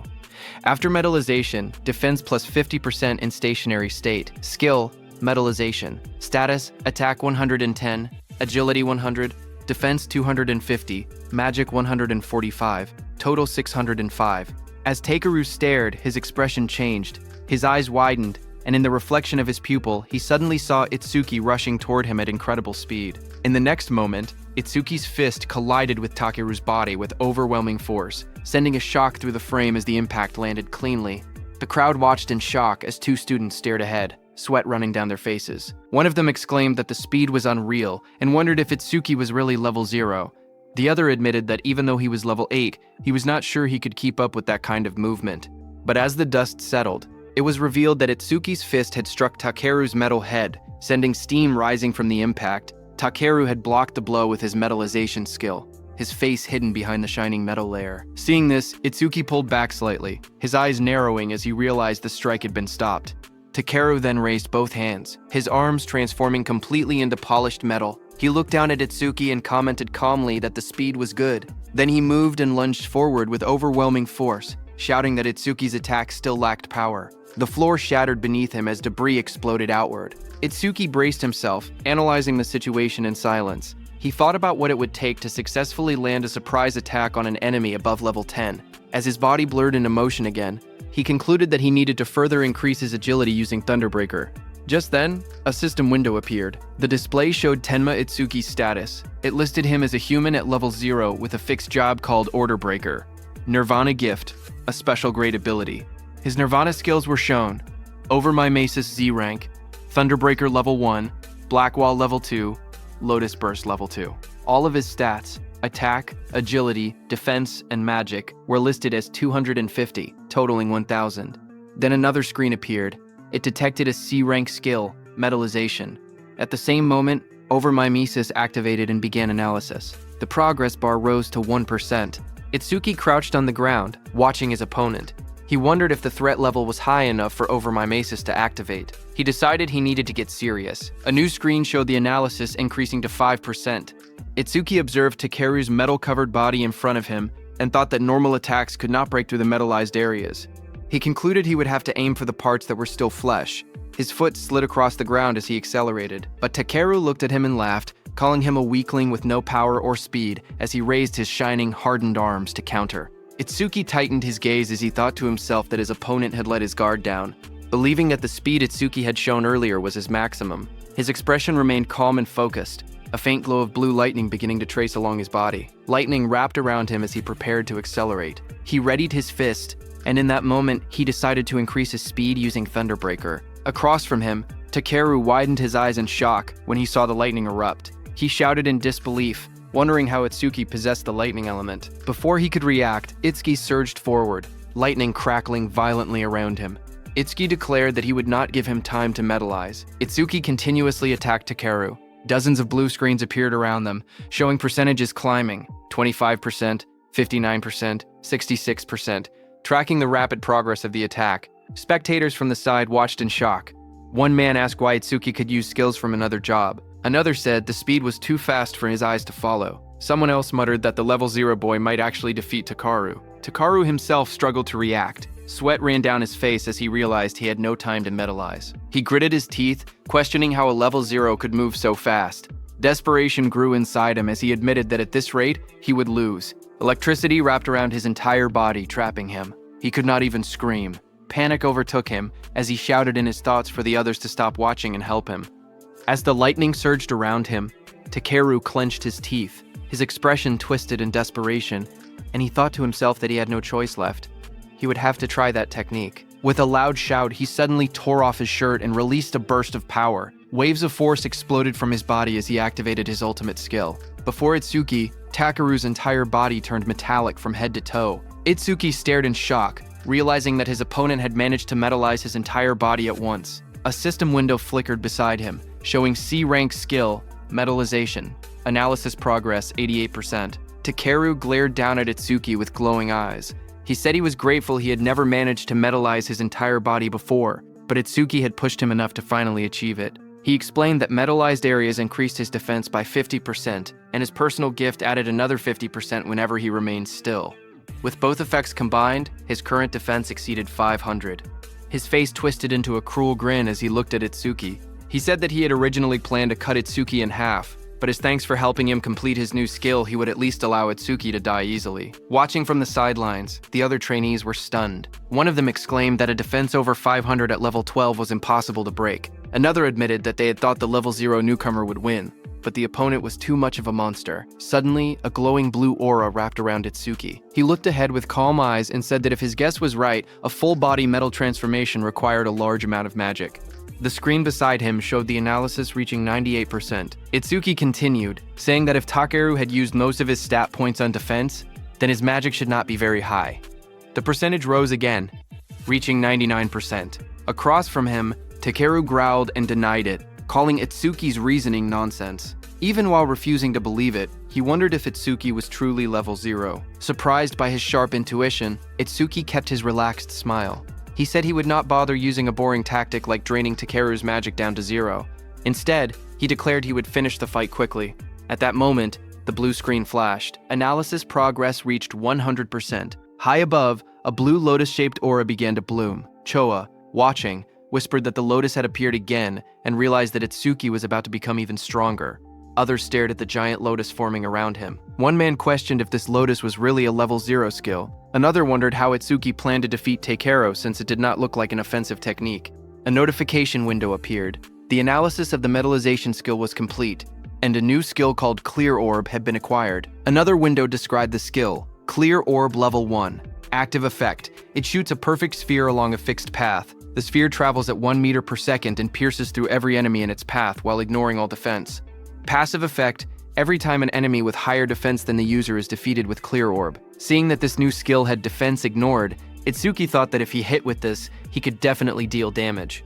But the problem was flight speed. At 1 meter per second, even ordinary people could dodge it, so timing was crucial. But then Itsuki thought that against that sandbag Takeru, who would not even move, he did not even need to think about timing. Itsuki's eyes glowed blue as he looked at Takeru, and declared that Takeru's prized absolute defense would be thoroughly smashed to pieces. Just then, a system window appeared displaying, Clear Orb Level 1 acquired, all stats plus 10. Remove all debuffs and fully heal injuries. Status, attack went from 250 to 260. Agility from 250 to 260. Magic from 250 to 260. Total stats from 1000 to 1040. The blue lotus petals opened as Itsuki stood in the middle, pointing his finger at Takeru. Right above his finger, a small lotus flower appeared. As the lotus spun and bloomed, Itsuki told Takeru to now try to dodge this. A system window displayed that Clear Orb. The students stared at the glowing sphere and whispered among themselves. One of them said he had never seen that skill before. Another explained that this must be the Order Breaker, the job known as the most mysterious among the four. Someone questioned whether a skill released by a level 0 could break through the defense of a level 12 specialist. Another pointed out the confident look on Itsuki's face, saying that the technique must be incredible. A glowing, lotus-like shape opened, revealing a small black orb. The orb floated forward, shining as colors scattered around it. The onlookers watched silently as the orb drifted through the air. Some students stared in confusion. One boy complained, saying it was just a tiny ball. Another asked if they were being serious and called it disappointing. Takeru glared at the orb. He mocked the attack, saying that such a small sphere couldn't make him move or cancel his gift, calling it naive. He stepped forward confidently. He asked if this was Itsuki's trump card. Then the orb continued floating toward him. With a mocking glare, Takeru shouted that Itsuki was going to die pathetically. For a moment, he remained certain of his victory, until his expression suddenly shifted. His eyes widened as the orb began to sink into the side of his metal-coated body. A faint crack appeared where it touched him. A heartbeat later, a violent burst of blood exploded from the wound. Takeru screamed in agony as the clear orb tore through his arm, ripping it apart in a single clean line. He collapsed to the ground, clutching the bleeding stump, shouting desperately about his arm. Itsuki walked toward him calmly. He told Takeru that he had warned him to dodge. Itsuki said that because Takeru was human, he had only aimed for the arm. If he had been a disaster beast, the attack would have been aimed at the neck. Itsuki then looked at Takeru's men, standing frozen nearby. He ordered them to stop staring and take Takeru to a hospital, asking if they couldn't hear him. When no one moved, he turned back with cold eyes and repeated sharply that he was telling them to get lost. Immediately, Takeru was carried away by the guards, blood covering his back and dripping onto their suits. One guard looked shaken, while another wiped sweat from his face. In the distance, the crowd began cheering. Choa smiled proudly as the students around her celebrated. Someone shouted that Itsuki won. Another yelled, "Well done," and others said, "It served Takeru right."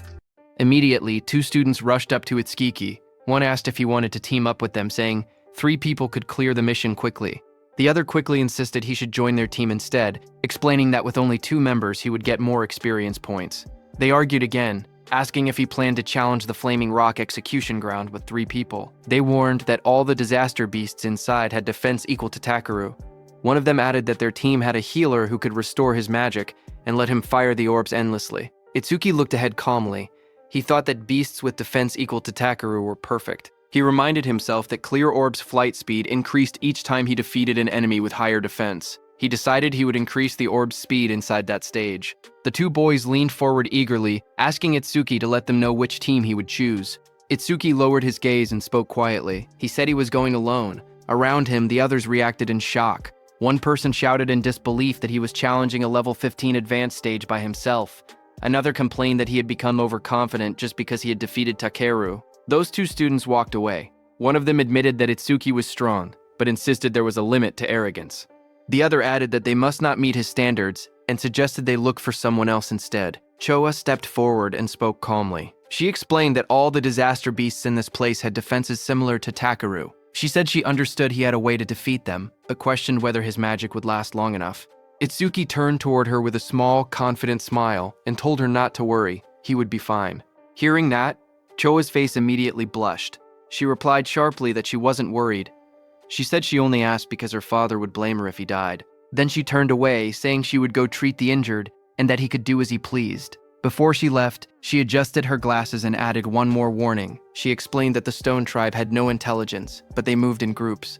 She told him to be careful about his magic consumption. Itsuki stepped toward the glowing entrance device and raised his hand. A soft beep echoed through the air as the system confirmed him. A notification projected beside the door, stating that entry for the awakened Tenma Itsuki had been approved. Once inside, Itsuki looked ahead with sharp eyes. He muttered that there were more enemies than he had expected. Right in front of him, countless stone beasts filled the rocky canyon, their bodies made of thick boulders and glowing yellow eyes. The ground cracked under their weight as they charged.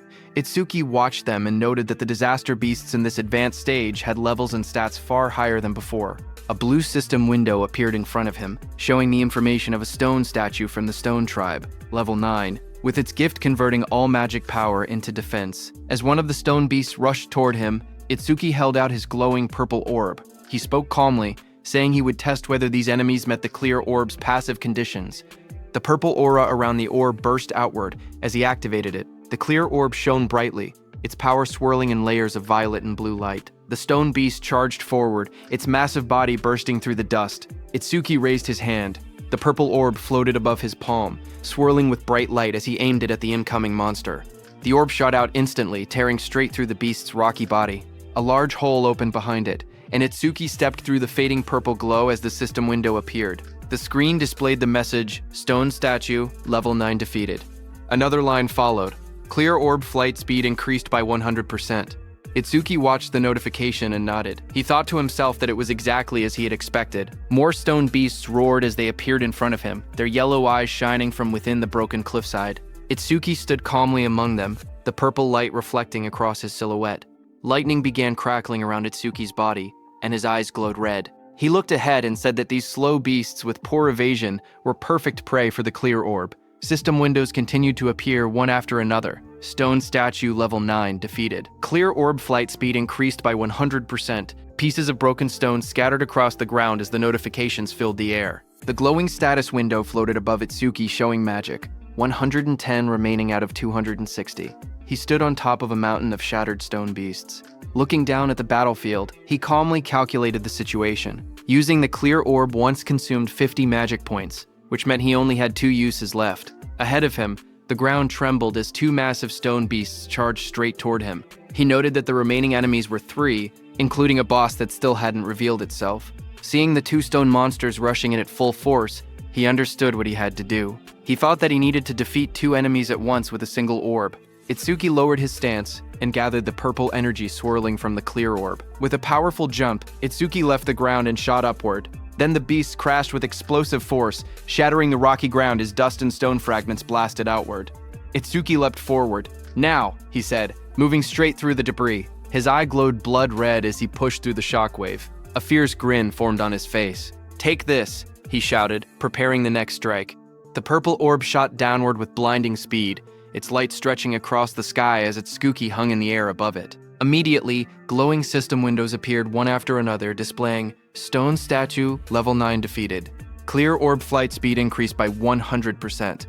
After the impact, Itsuki collapsed on the ground, panting heavily. Sweat dripped down his face as he lay flat on the rocky floor. He muttered that the exhaustion he felt right before his magic ran out was rough. He hoped he would someday get a magic recovery skill. He slowly sat up and looked at the glowing screen in front of him. He said that with the orb now flying at 5 meters per second, he could catch up to running enemies. The system window displayed the details of the skill. Clear orb, level 1, active effect. Fires a perfect sphere with a fixed trajectory. The sphere flies at 5 meters per second and penetrates all enemies in its path, ignoring defense. Passive effect. Each time an enemy with higher defense than yourself is defeated with clear orb, flight speed plus 100%. Current flight speed increase, 500%. While he was checking the details, suddenly the ground shook, and a massive stone arm dropped toward him with a loud crash. Itsuki looked up in surprise as the enormous mass slammed into the earth, sending dust and rock exploding in every direction. A massive stone giant charged forward, its rocky body trembling with each step as dust exploded around it. A system window appeared, detecting a B-rank skill and revealing the monster's details. Giant Stone Man 2008, level 15. Stone Tribe, grade 2. Gift, converts all magic power into defense. Attack 239, agility 60, defense 478, magic 0, total 770. Itsuki looked up at the towering creature and gasped that it was huge. Lightning wrapped around his body as another window announced. Thunderbreaker activated. Agility plus 50%. Crackling with blue electricity, he sprinted toward the giant.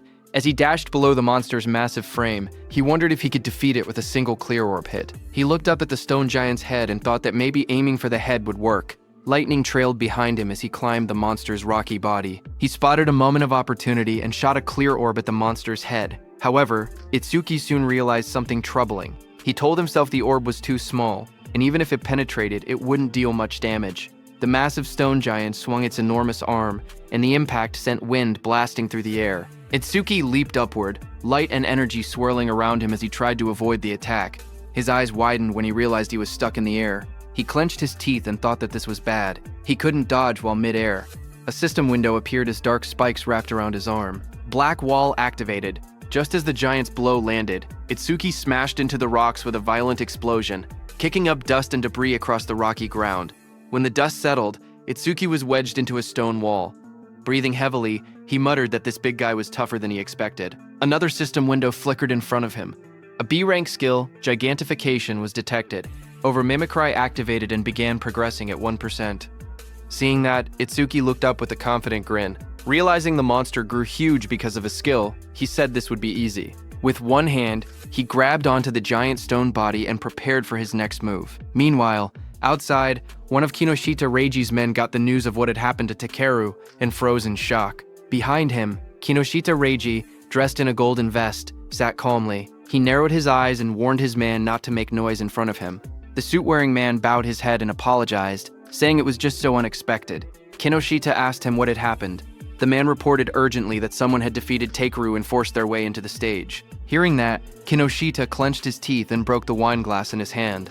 He questioned what Takeru was even doing. He reminded himself that Takeru always bragged that no one below level 30 could break through his defense. He wondered if a level 30 or higher awakened had shown up, but his man quickly explained that with the recent surge in descending monuments, all awakened above level 30 were busy dealing with them and shouldn't have time to come here.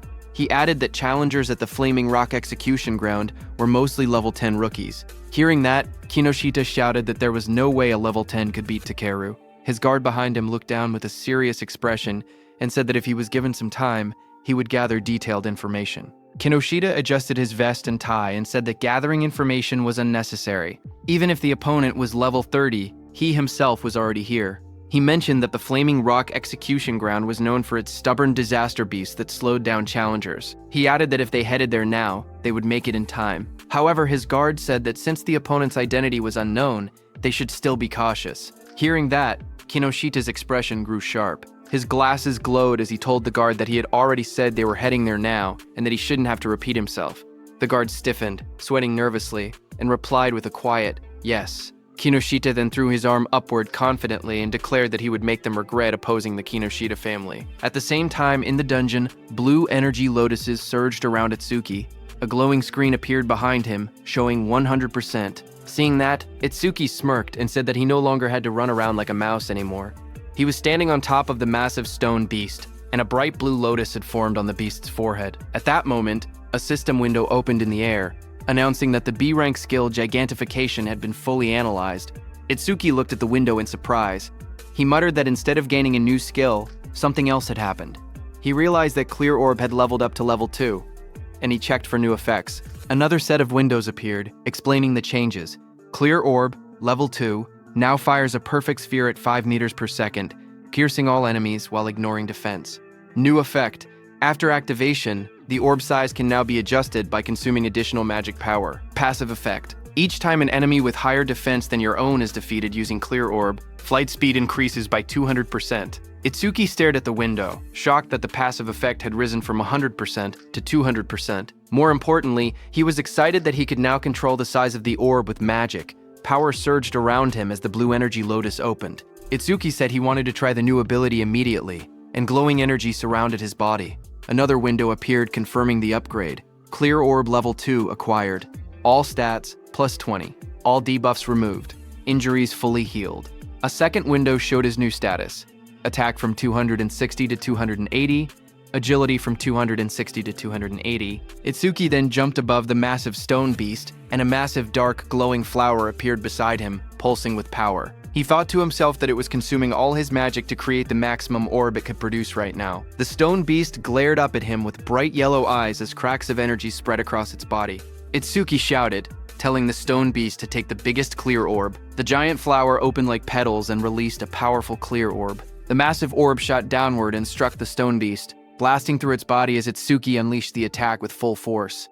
After landing the blow, Itsuki lowered his hand and smiled. He joked to himself, asking if he had pushed it a bit too far. A small window beside him showed that his magic had dropped to 0 out of 280. As the stone giant was destroyed, a system window appeared, announcing that the level 15 stone giant had been defeated and that the clear orb's flight speed had increased by 200%. Amid the collapsing debris of stone, Itsuki looked at the destruction around him. He realized that the orb he had created by consuming all of his magic had grown this huge, and he calmly examined its power. The orb's flight speed had reached 7 meters per second. He thought to himself that if he cleared this stage 2 more times, it would become as fast as a car. Just then, a new system panel displayed the skill information. Clear orb, level 2.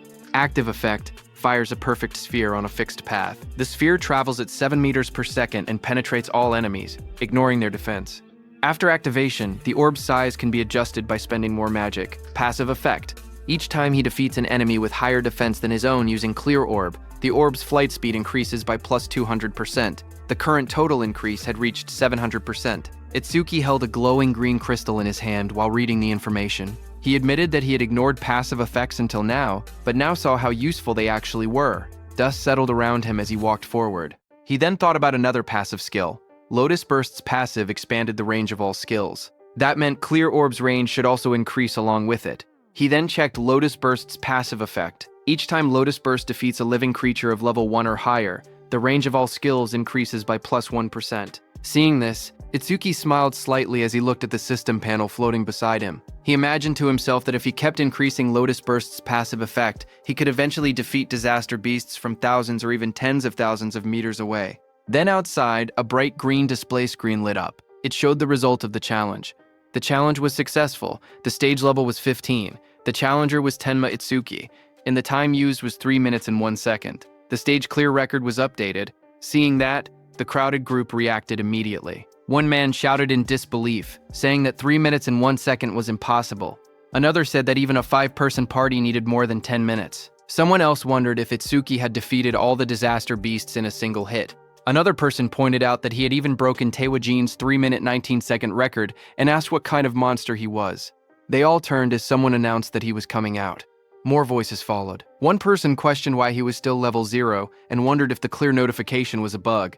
They looked at him and said he wasn't even injured, only a little dirty. So they didn't believe he had cleared it at all. Choa, in her armor, stepped forward with a smile as a green butterfly flew around her. She was happy that he had cleared the stage unscathed again, and that he had broken Jin's record again. She admitted that he always managed to surprise her. Choa then adjusted her glasses and, with a restrained tone, admitted that the challenge had ended unexpectedly quickly. Itsuki answered casually. He said the disaster beasts inside were weak against defense, so he had taken them down easily. The glowing butterfly hovered in front of Itsuki. He looked at it with surprise and asked what it was.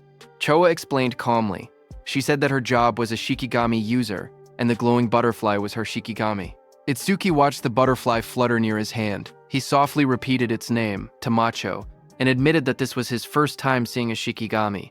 To him, it looked beautiful. Curious, he asked Choa what kinds of awakened jobs existed. His question startled her, and she asked why he didn't know something so basic.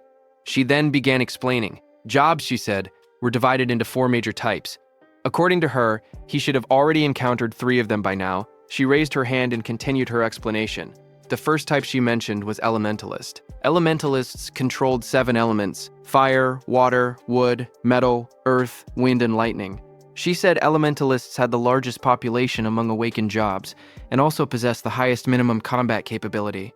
She then explained that his classmate who used electricity attacks, as well as Takeru, the muscular iron-skinned man from earlier, belonged to that same type. She then introduced the second type, Shikigami User. She explained that Shikigami users could summon Shikigami that obeyed only their master. A blue system window appeared beside the butterfly, displaying that it was Tamacho, B rank, level 15. Its skill was undisclosed. Its status was undisclosed. Choa continued explaining that a Shikigami stayed with its master from birth. Then another system window appeared, showing her own status. Izumi Choa. Human, level 6. Job. Shikigami user, gift. Grade 2, undisclosed. After explaining everything, she asked him if he had any questions so far. Itsuki looked at her Shikigami and then asked why her own level was lower than her Shikigami's level. He wondered aloud if she was really a veteran awakened. His words hit Choa like arrows. She wondered to herself if Itsuki had no concept of sugarcoating. Choa touched her forehead with a tired expression and explained that Shikigami also absorbed experience and leveled up. Because of that, they were basically always at a higher level than their master. Hearing that, Itsuki's expression darkened. Half of his face sank into shadow, and his eyes glowed coldly. He stated that in that case, when fighting a Shikigami user, it was faster to target the person themselves.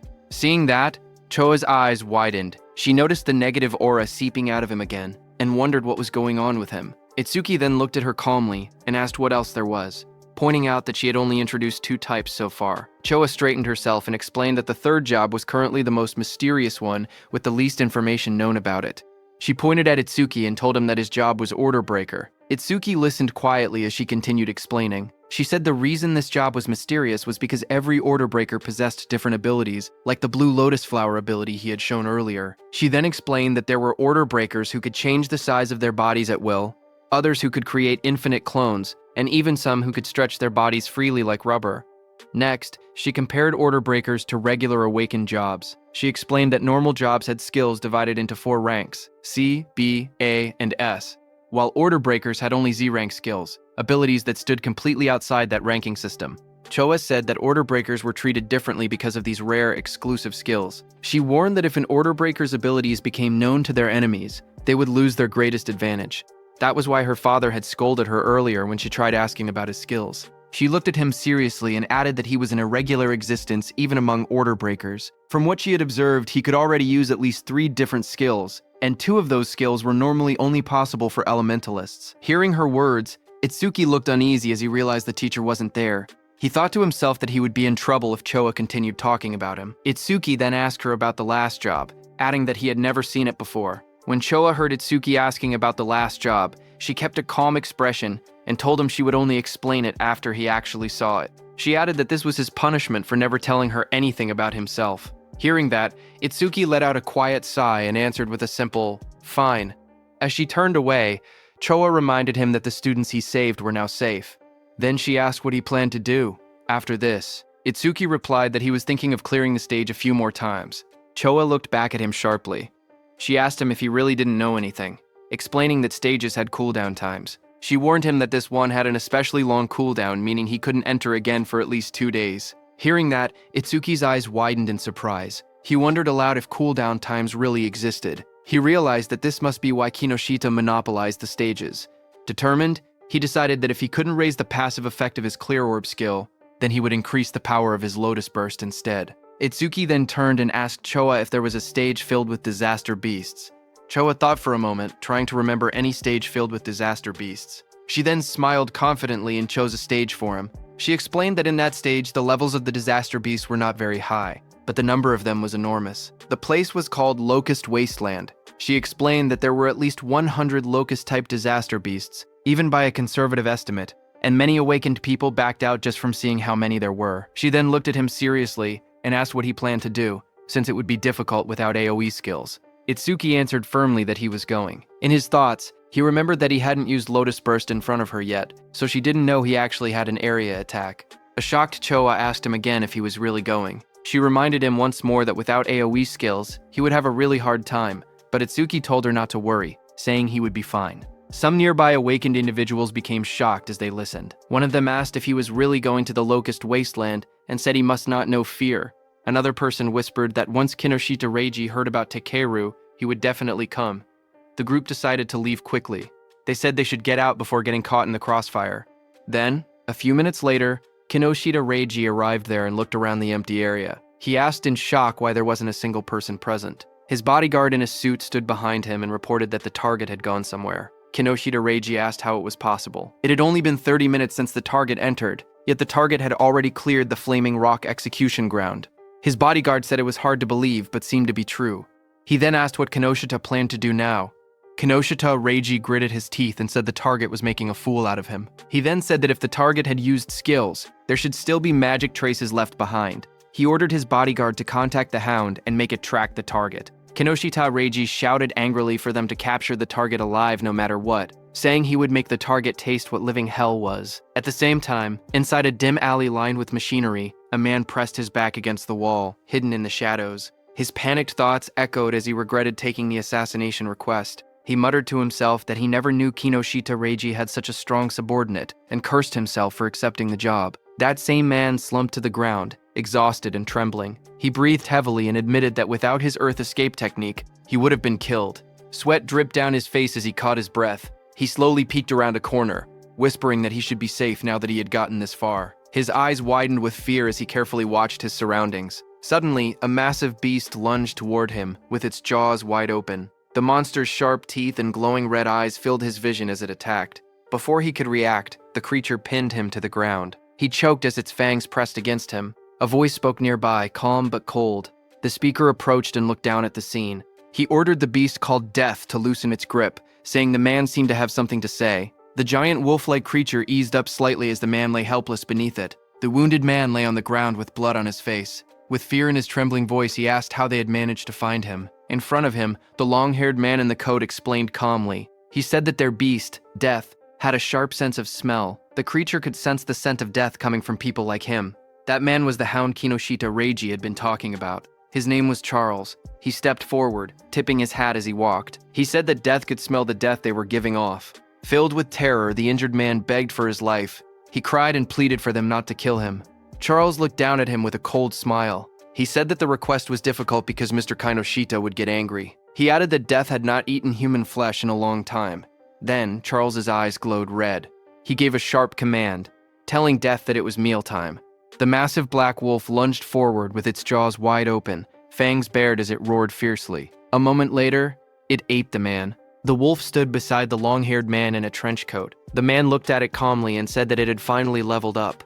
A glowing blue panel appeared, showing the creature's details. Deathhound, B rank, level 16, skill 1, death smell, C rank. Detects all magic traces in an area and identifies the magic source. Skill 2, respawn desire, B rank. After the Shikigami dies, its respawn time is greatly reduced. Status, attack 250, agility 250, magic 150. Just then, the man's phone began vibrating. He glanced at the screen and answered the call. He told the person on the other side that he had finished things there.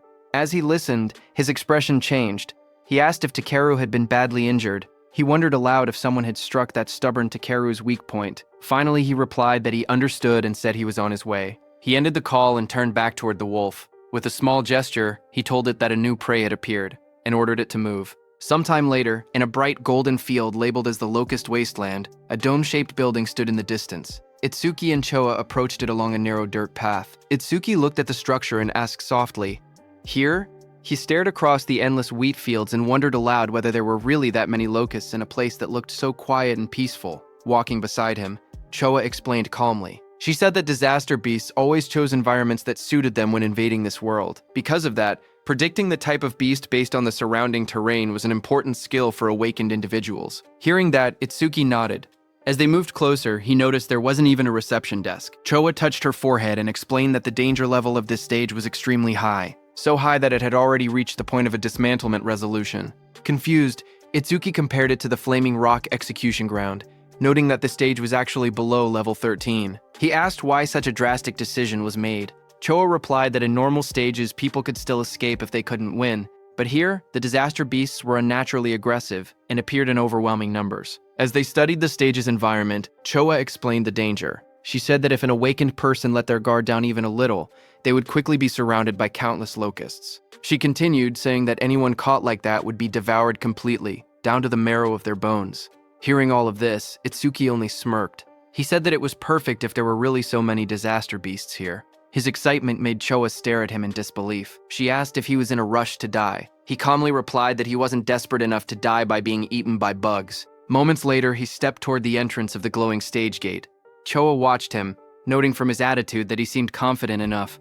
She reminded herself that he had entered this stage by his own choice, and she had already given him all the advice she could. With a quiet sigh, she accepted the situation. If something happened inside, it would be entirely his own responsibility. But Choa suddenly froze as worry washed over her face. She wondered what she should do. She realized she had forgotten to tell Itsuki an important detail. Locusts inside the stage would continue spawning endlessly unless the boss was defeated. Panic rose as she decided she had to enter the stage and warn him herself. But suddenly, she heard some noise from behind. Just as she turned, her expression stiffened. Someone had appeared behind her. She saw a tall man wearing a hat, with glowing red eyes, standing beside a giant hound. The man looked at her and spoke with a cold smile, saying he was looking for someone. On the other hand, inside the stage, Itsuki stepped across a ruined field. Dirt and trampled crops surrounded him. He looked around and muttered that it was a mess. Then he clapped his hands together lightly and smiled with confidence. He called out to the unseen swarm, telling the pests to wake up. He had come to exterminate them. A lone scarecrow stood in the middle of the dry, cracked wasteland as countless small insects flew around it. Itsuki looked at the scene and noted that the enemy's individual levels were surprisingly low. He said that since they met the requirements for Lotus Burst, there would be no problem. Information windows appeared one after another. Evil Locust 2231 from Insect Tribe. Level 1. Gift. None. Status. Undisclosed. There were also some Level 2 Evil Locusts mixed in. Itsuki stared at the dark sky as an enormous swarm of locusts covered everything. He commented on the incredible number of enemies. But instead of being worried, he said that this worked in his favor. Flames rose around him as he formed a glowing lotus of light in his hands. He explained that the more the locusts clustered together, the less effort he needed. Once they entered the range of Lotus Burst, he said he would crush them all at once. The ground shook as a vortex of locusts formed around him. When the moment was right, he shouted a single command, "Now." A bright red explosion ignited in the air as the system message appeared, stating that Lotus Burst had been activated. Then there was a huge explosion. Right after the blast, notifications flashed one after another. Each one reported that an evil locust had been defeated by Lotus Burst, increasing all of the user's skill ranges by 1%. More messages followed, showing both level 1 and level 2 locusts being wiped out instantly. When the smoke cleared, Itsuki stood calmly in the middle of the scorched ground. Sparks drifted around him while charred insect bodies lay scattered at his feet.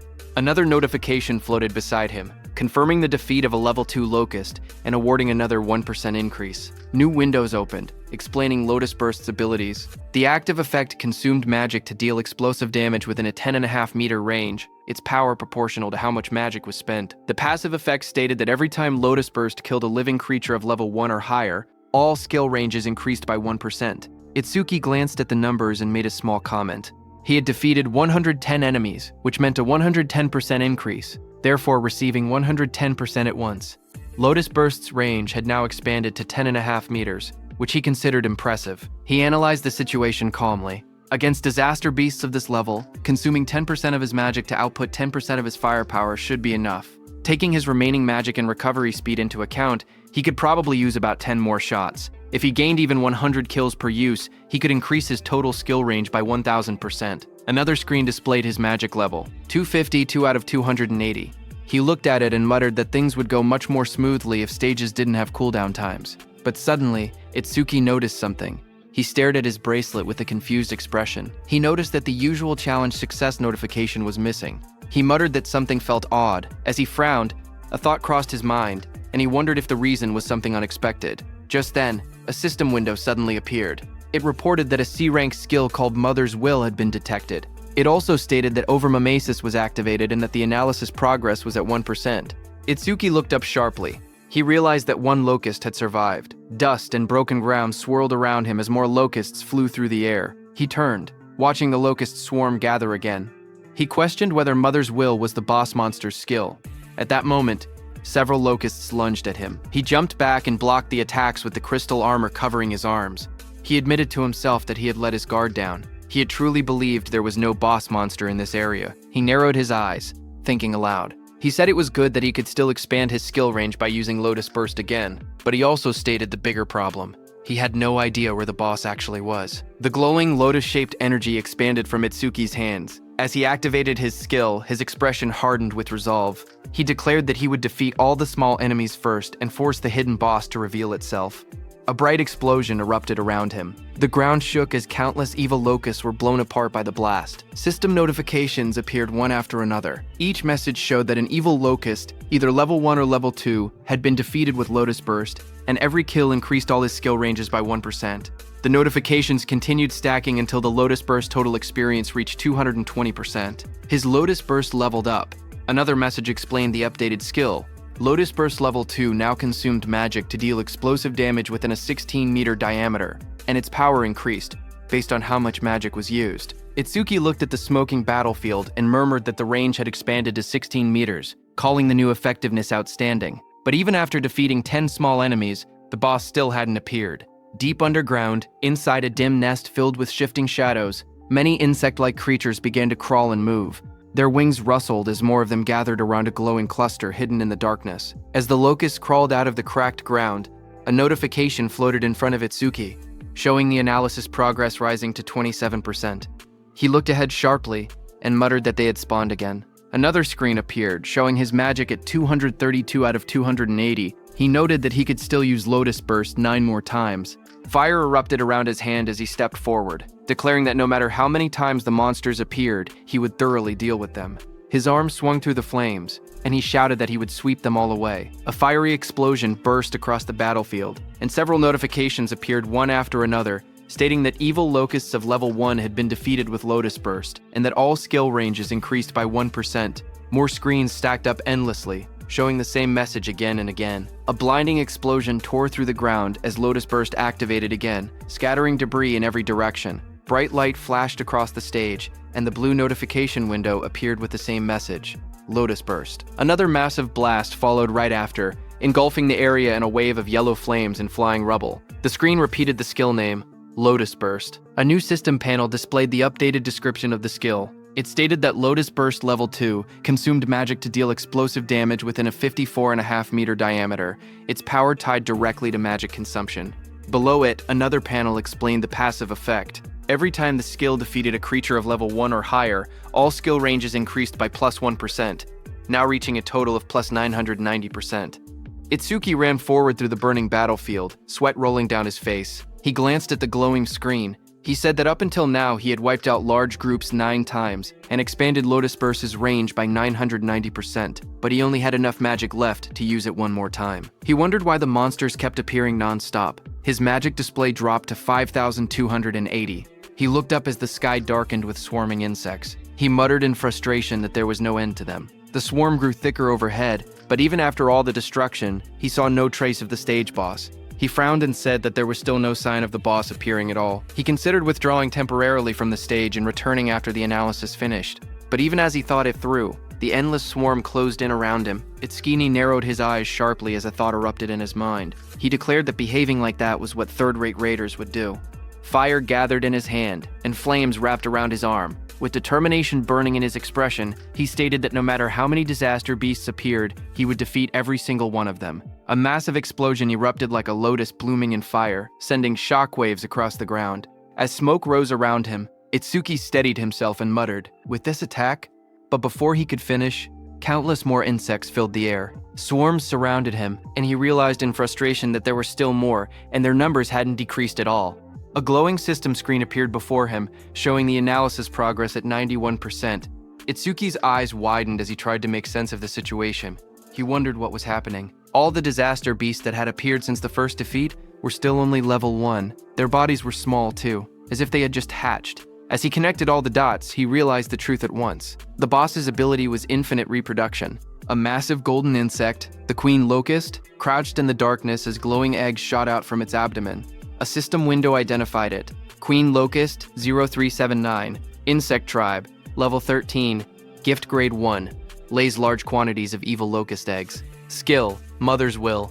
Itsuki looked up, sweat trailing down his face. If the queen could reproduce endlessly, then fighting the small ones meant nothing. The only way forward was to defeat the boss itself. His magic was nearly gone, but the analysis bar floated in front of him, rising steadily, 98%. He clenched his teeth as the final percentage completed. The blue sphere of the analysis pulsed outward. Analysis progress, 100%. A new message appeared, Mother's Will. Analysis complete, skill acquired. Magic detection level 1. Another window followed. Magic Detection Level 1. Active Effect. After activation, continuously consumes magic to sense magic flow within a 100-meter diameter. Passive Effect. Range expanded to 1,100 meters because of Lotus Burst's passive effect. Additional passive. Each time one enemy unit is detected, the user's magic recovers by 10%. Seeing this, Itsuki's eyes widened as he read the description. A detection skill, its effective range now stretching over 1,000 meters, and every enemy detected would restore his magic. A smile curved across his lips. The passive effect was perfect for this stage. Hunting the smaller creatures again and again would now benefit him greatly. He tilted his head slightly, his eyes shining with confidence. He thought that leaving the queen alone for a moment and clearing out more enemies wouldn't be a bad plan at all. As he lowered his gaze, he thought quietly to himself. He realized he had been keeping Choa waiting for now. He decided to finish clearing the stage before returning. A blue system window appeared before him, announcing that Magic Detection Level 1 had been acquired. All of his stats rose by 10 points. All debuffs were removed, and his injuries were fully healed. Another window displayed the updated numbers. His attack increased from 280 to 290. His agility rose from 280 to 290. His defense moved from 280 to 290. His magic stat climbed from 280 to 290, where training his total grew from 1,120 to 1,160. Itsuki then raised his hand to his forehead as swirling energy surrounded him. He activated the new skill, focusing intently. He began locating the boss using magic detection. Wide ripples of energy spread out from his body, expanding across the entire area like rings on water. The waves traveled far into the distance, lighting up the surroundings as they moved. Down below, the massive golden insect boss lifted its head, its yellow eyes glowing as the waves passed over it. Itsuki's eyes suddenly sharpened. In the next instant, he spotted the reaction in the distance. He slowly raised 2 fingers and pointed them forward, a confident smile forming on his face. A surge of dark, swirling energy formed at his fingertips, twisting the air around him. He was going to use his clear orb skill. Amid the chaos, his steady voice echoed. He said that even if the enemy used its children as shields, it would be useless. The clear orb began to glow, merging with the power of Lotus Burst. A bright, lotus-shaped light burst outward, illuminating the battlefield. He declared that with Lotus Burst's passive effect and the clear orb's current flight range, the attack would definitely reach its target. A system window appeared, stating that the clear orb's flight distance was now 120 meters. In the next instant, the glowing orb shot across the field like a streak of purple lightning. Wind burst apart in its wake as the Queen Locust recoiled in shock, spreading its golden wings wide to escape. But Itsuki was already behind it, surrounded by crackling blue crystal. His transformed figure loomed like a shadow. Lightning surrounded Itsuki as he appeared above the Queen. Looking at her, he said, "Checkmate." He slammed his attack down, overpowering the Queen with sheer force. He cut the Queen into pieces. Immediately, the whole insect swarm was disturbed. Seeing that, he realized the swarm fell into chaos after losing its queen. Itsuki turned toward them with cold eyes. Flames erupted from his crystal-covered arm as he promised to send the remaining creatures to their mama right away. After the Lotus Burst explosion, all insects fell to the ground. Itsuki stood in the settling dust, looking at the battlefield calmly. He stated that all his skill ranges had increased by 210%, that Lotus Burst's explosion radius now reached 65.5 meters, and that the clear orb's flight distance had expanded to 131 meters. A system window appeared describing Lotus Burst at level 2. It explained that the active skill consumed magic to cause explosive damage within a 65.5 meter diameter, its power tied to magic consumption. The passive effect showed that every time Lotus Burst defeated a living creature of level 1 or higher, all skill ranges increased by 1%, now totaling plus 1,210%. A second notification appeared, showing the flight distance of the true orb, 131 meters. Itsuki looked at the result and smiled, saying it had been a good harvest. He held a green leaf in his hand while sitting on the ground, surrounded by rising dust. He then thought to himself that when the cooldown ended, he would challenge it again and raise Lotus Burst's passive effect to 5 digits. As he returned to exit the dungeon, a new notification appeared, stating, "New record achieved."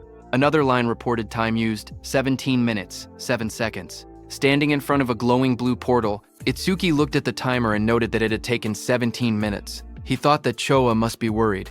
He imagined Choa waiting outside. He believed that when he returned safely, she would probably act aloof again. Yet, he knew she was actually kind and considerate. He thought her inability to be honest was somewhat cute. Stepping out of the portal, surrounded by a swirl of blue energy, he lifted his hand and greeted her, saying he was back and sorry for worrying. But then his eyes widened sharply, shock filling them. Right in front of him, Choa appeared injured, blood on her lips. A man with glowing red eyes held her up by the collar. He looked down at Itsuki and spoke coldly. He said that going solo and coming out of the stage safely could mean only one thing. Itsuki was the guy Reiji had been looking for. Charles, in the wide-brimmed hat, looked at Itsuki and spoke calmly. He said the timing was perfect. He had been trying to get information about Itsuki from Choa, whom he had captured, but even in her current condition, she refused to talk. Charles added that Choa had more backbone than most men. Across from him, Itsuki stepped forward. His voice was cold as he told Charles to let go of Choa with his filthy hands. He warned that if Charles did not do so now, he would only be half killed. Hearing that, Charles laughed loudly. He mocked Itsuki and told him not to get cocky, calling him just a level 0 rookie. But in the next moment, blue electricity burst from Itsuki's body as he shot forward with incredible speed. His eyes glowed with a sharp red light as he charged toward Charles. Charles flinched in fear, shouting that he was fast, then called out to Death. Before Itsuki's blow could land, Death, a giant black beast, suddenly leapt between them. Itsuki's lightning-covered punch slammed into Death instead, sending sparks and force blasting outward as Death roared. Just as Death appeared in front of Itsuki, a glowing system window appeared, announcing that a B-rank Shikigami called the Death Hound had been detected. Another window followed, showing that over-mimesis had activated, with analysis beginning at 1%. When Itsuki saw the notification, he realized the truth. This dog was a Shikigami, which meant the man wearing the hat was its user. The analysis window continued to rise, reaching 12%. Charles narrowed his eyes as he watched Itsuki move. He noted that there were no wasted movements and that his opponent's speed was extremely high. He understood now why Takaru had lost. Takaru likely did not even have enough time to metalize before being defeated. But Charles showed no fear. He grinned and declared that he had Death in a hostage. Behind him, Choa struggled weakly in his grasp. Hearing this, Itsuki shouted her name, his expression tightening in alarm. Itsuki, who stood firm and was holding Death's snout with one hand, got distracted. Death broke free from his grip and roared, baring its sharp teeth as it lunged. The monster's glowing red eyes locked onto him. Charles smirked as he spoke. He said that Death's bite force could crush any enemy with a defense lower than 30. At best, he said, Itsuki would get his arm bitten off. But the next second, Charles's expression suddenly froze. His eyes widened in shock as he looked ahead. In front of him, black spikes grew around Itsuki's body, blocking the beast's bite. Immediately, Itsuki used his Lotus Orb skill, aiming at Death. With a violent burst of energy, the Lotus Orb was released from Itsuki's hand and hit Death directly in the head. It tore through Death's skull, ripping out its core and ending its life instantly. A blue window appeared, showing the analysis progress climbing. The number reached 77%. Itsuki stood calmly over the defeated hound. He explained that without a Shikigami user was basically defenseless. Charles stared at him in disbelief. He wondered if Itsuki did not know that, as a rookie, the Shikigami could respawn. On top of that, because of the B-rank skill, Respawn Desire, Death's respawn time was greatly reduced. The next second, Death respawned and attacked Itsuki from behind. Charles warned Itsuki that staying careless like that would make him Death's prey. The beast charged, jaws wide open, but suddenly waves of magical detection spread out as Itsuki activated his skill, Magic Detection. Itsuki sensed Death's attack and moved with lightning speed to counter it. Itsuki thought to himself that keeping Magic Detection active ever since he acquired it had been the right choice. The analysis progress climbed, 89%, 91%. Itsuki glanced at Charles, who was watching while holding Choa, and noted that the analysis would finish soon. He thought that if the blue lotus appeared from over mimesis, Charles might become wary. The progress bar reached 95%. Seeing Itsuki move and kick Death without even looking back, Charles started sweating. He realized the truth. This opponent had more power and more speed than Death, and even possessed detection skills. He panicked, realizing he could not launch a surprise attack at all in this situation. Charles pulled Choa in front of him and tightened his grip around her neck. His voice trembled with panic as he warned that if Itsuki resisted any further, Choa's life would end. Itsuki watched quietly. He wanted to finish his analysis without revealing the blue lotus, but the situation made it difficult. Just then, a bright system window appeared before him, showing analysis progress, 100%. Another screen followed. Death Eater analysis complete. Shikigami Eater has been acquired. It explained the active effect. By directly touching a Shikigami, he could take ownership of the opponent's Shikigami. Itsuki looked at the result and realized he could even control whether the blue lotus appeared, because the analysis had completed without revealing it. More system messages appeared, saying, Shikigami Eater Level 2 acquired. All stats increased by 20. Then a system notice explained that because over-mimesis had activated incompletely, debuff removal and full recovery had failed.